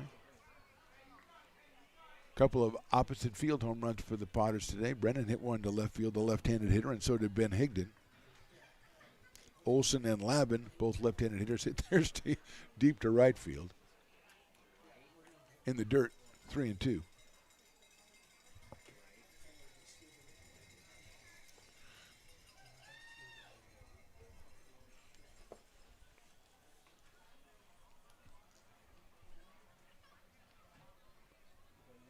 Three balls, 2 strikes on Zach Chamiso out of Lincoln High and Sierra College, headed to UC Riverside. High fly ball foul. Off left field way there, so it's still 3-2 on Zach Chamiso.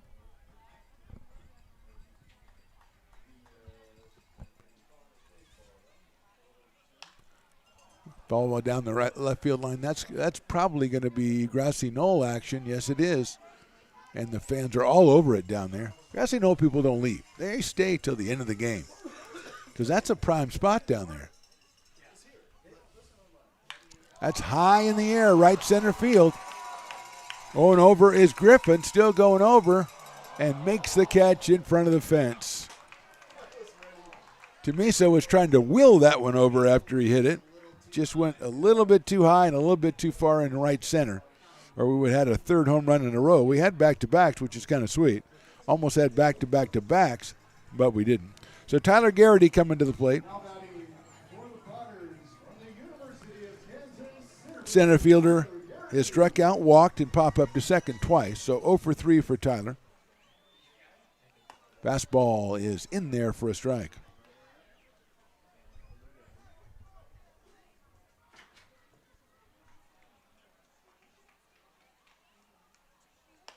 Check swing, did he go? He did go. 0-2. I have a feeling that everything right now is going to be, yes, he swung. Yes, he swung. With a 13-2 lead here. Swing and a miss. So 2 outs here in the 8th inning, and that will bring up Patrick Herrera. Reached base all 4 times tonight.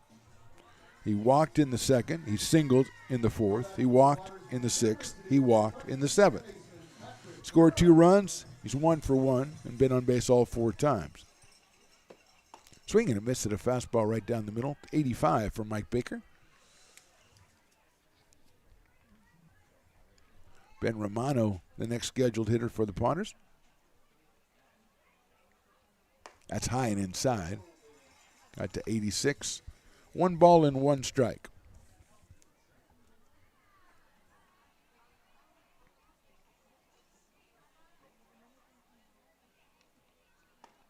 That's in there for a strike.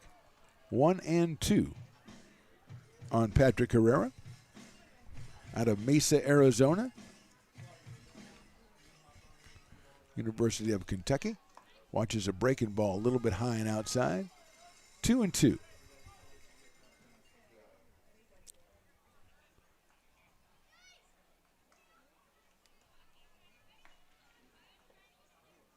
Another breaking ball. Just misses the inside corner. Just misses Patrick Herrera. Runs the count full at 3 balls and 2 strikes.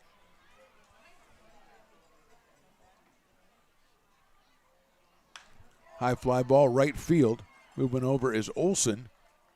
And he corrals it for the 3rd out. So 4 runs on 4 hits. We go to the top of the 9th inning. Potters 13, Kings 2. Loomis Basin Brewing Company, a proud sponsor of your Lincoln Potters. Visit them at 3277 Swetzer Road in Loomis or call 916-259-2739. Have you ever wondered, what is CMN? I thought so. Let me help. CMN stands for Children's Miracle Network, a non-profit organization that raises money for children's hospitals. Locally, UC Davis Children's Hospital is your CMN hospital, the only one in our area. It is a nationally ranked comprehensive children's hospital that provides the highest quality of care to pediatric patients like me. How is this level of care possible? With help from CMN donations. CMN teamed with corporate partners and community donors to fundraise for things like equipment, research, and patient care. All money raised locally during campaigns like this stays local to support children treated at UC Davis Children's Hospital. Sick and injured kids can't wait to get the care they need. And thanks to generous donors, partners, and fundraisers like you, we don't have to. Please give wherever you see the Miracle Balloon, and thank you for supporting CMN at UC Davis.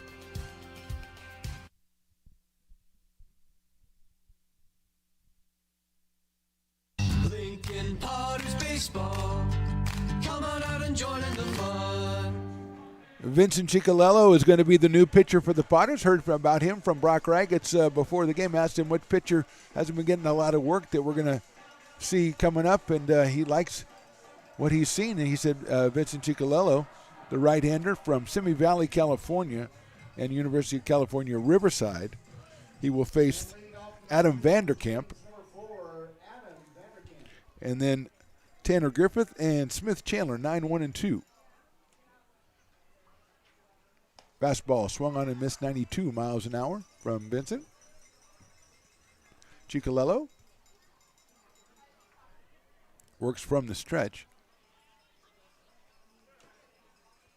Fouled back to the screen, so it's quickly 0-2 on Adam Vanderkamp. Adam out of Sierra College came on in the 7th inning.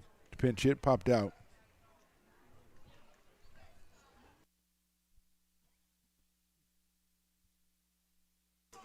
(0-2) coming up. Right down the middle, call strike 3, 93 miles an hour. So the first out is recorded for the Potters here in the 9th, and that'll bring up Tanner Griffith. 2 strikeouts, a ground out, and an RBI single for Tanner, so he is 1 for 4 with 1 driven in.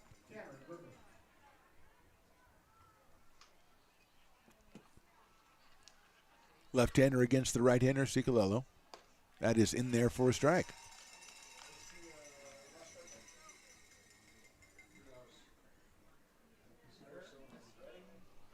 0-1.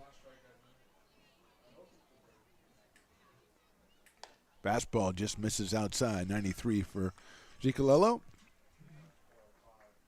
Smith Chandler on deck for the Kings, who have 6 hits in this one. Scored their runs back in the 7th.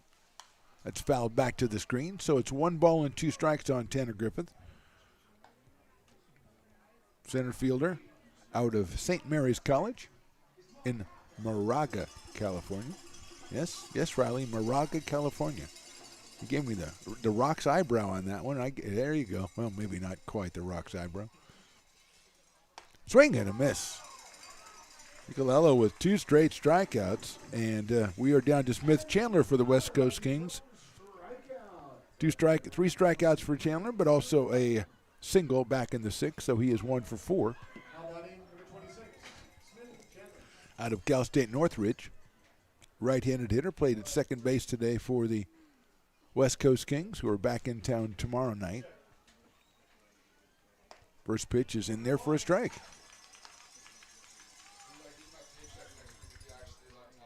Oh, and 1 on Smith Chandler.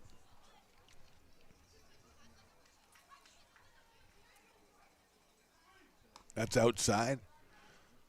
I think Vincent put all of his body into that one and missed the strike zone. Really for the first time so far this inning. It's 1 ball and 1 strike. Jacob French on deck if Chandler can get something going here for the West Coast Kings in the 9th.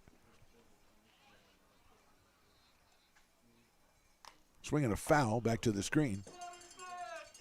Uh-oh, the last strike guy. There he comes. Oh, look at this guy. It's a new guy. Who's this guy? Is that Bulldog? Oh, I like his style. He's working it. Good job.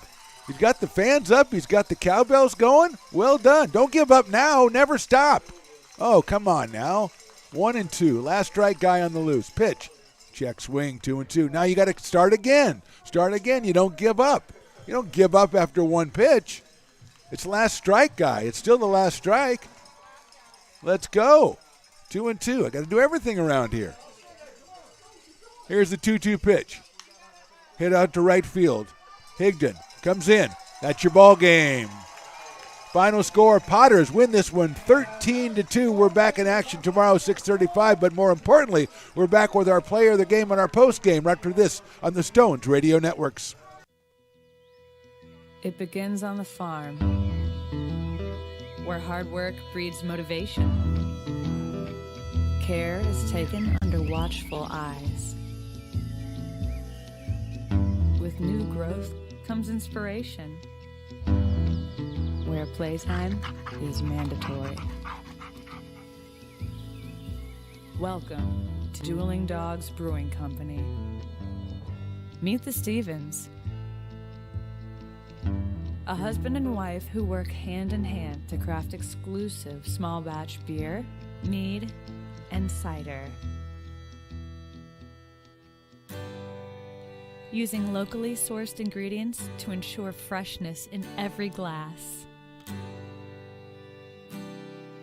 Where a community of farmers, local artisans, and amazing food make for a truly inspired atmosphere.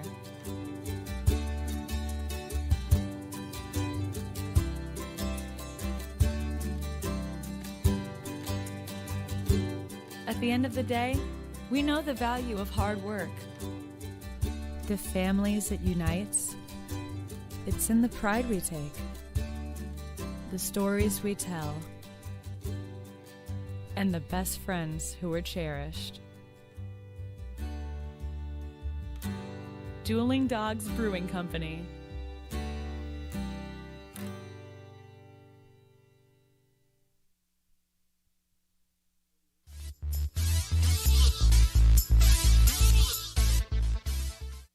Coming up, the Potter's Player of the Game, presented by Peak Jerky. A convenient, healthy, paleo and keto-friendly snack ready for you to enjoy. Visit peakpastramijerky.com. Thank you, Stones McCoy, for that wonderful read. It's time for your player of the game presented by Peak Jerky. It is Mr. Peyton Brennan. Peyton, thanks for joining us, man. Yeah, you got it. Oh, fantastic game. Now, you've only been, usually we like to wait till the guy's on the team more than a game or two before he can be a player of the game, but you kind of made it hard for us to ignore you out there tonight. Yeah, it was a fun day. I got my pitches, I hit them, and then, watching everyone play, our pitchers were shoving, our hitters were hitting, and it was a fun day all around. Yeah, I think you got people started because you started. Everybody said, hey, that looks like it's pretty fun. All of a sudden, here comes Justin, here comes Lavin, here comes everybody. It looks like everybody had kind of a party out there. Oh, yeah, it was a fun day. Peyton, you're from Rockland, so obviously you're familiar with the Lincoln Potters. Has it been a goal of yours to get on the ball club? Oh, yeah. I was supposed to come out freshman year, dealt with some injuries, and then I'm back now. So it's fun to be out here. I grew up around here, played at Lincoln right over here, all-star games and watching over here. So it's been fun.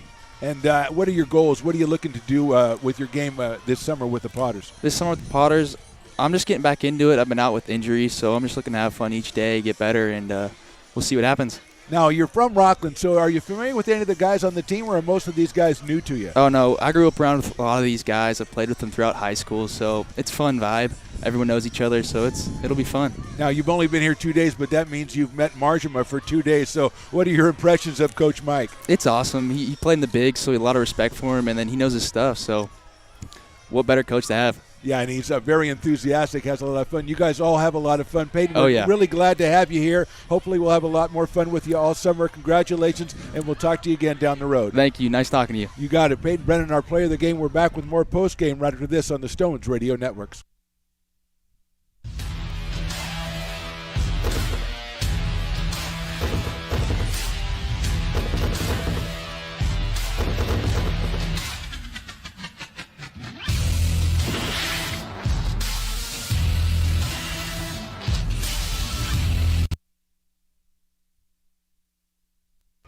Here we are back at McBean Stadium as we're trying to turn the camera around, waiting for Stones McCoy. But if he doesn't make it, that's fine. Riley's here, and that's all we need. Big win for the Potters tonight, 13-2. Obviously, kind of bittersweet. Peyton Stumbo came out for his last appearance of the summer. 5 2/3 innings, 3 hits and 9 strikeouts. Obviously, he could have been the player of the game as well. Peyton Brennan was our player of the game, 2 home runs and a triple, and what a pleasure talking to him. So Peyton Stumbo rounds out his Potters career in great fashion. The Potters get the win, 13-2. They beat the West Coast Kings. A reminder, tomorrow night we're back here at 6:35. It's Piper's birthday party, and we will have a fantastic time out here tomorrow night celebrating that as the Potters take on the West Coast Kings once again. A reminder to you, tonight the final score, Potters 13 and the Kings 2. We thank you for watching. We'll see you next time on the Stones Radio Networks.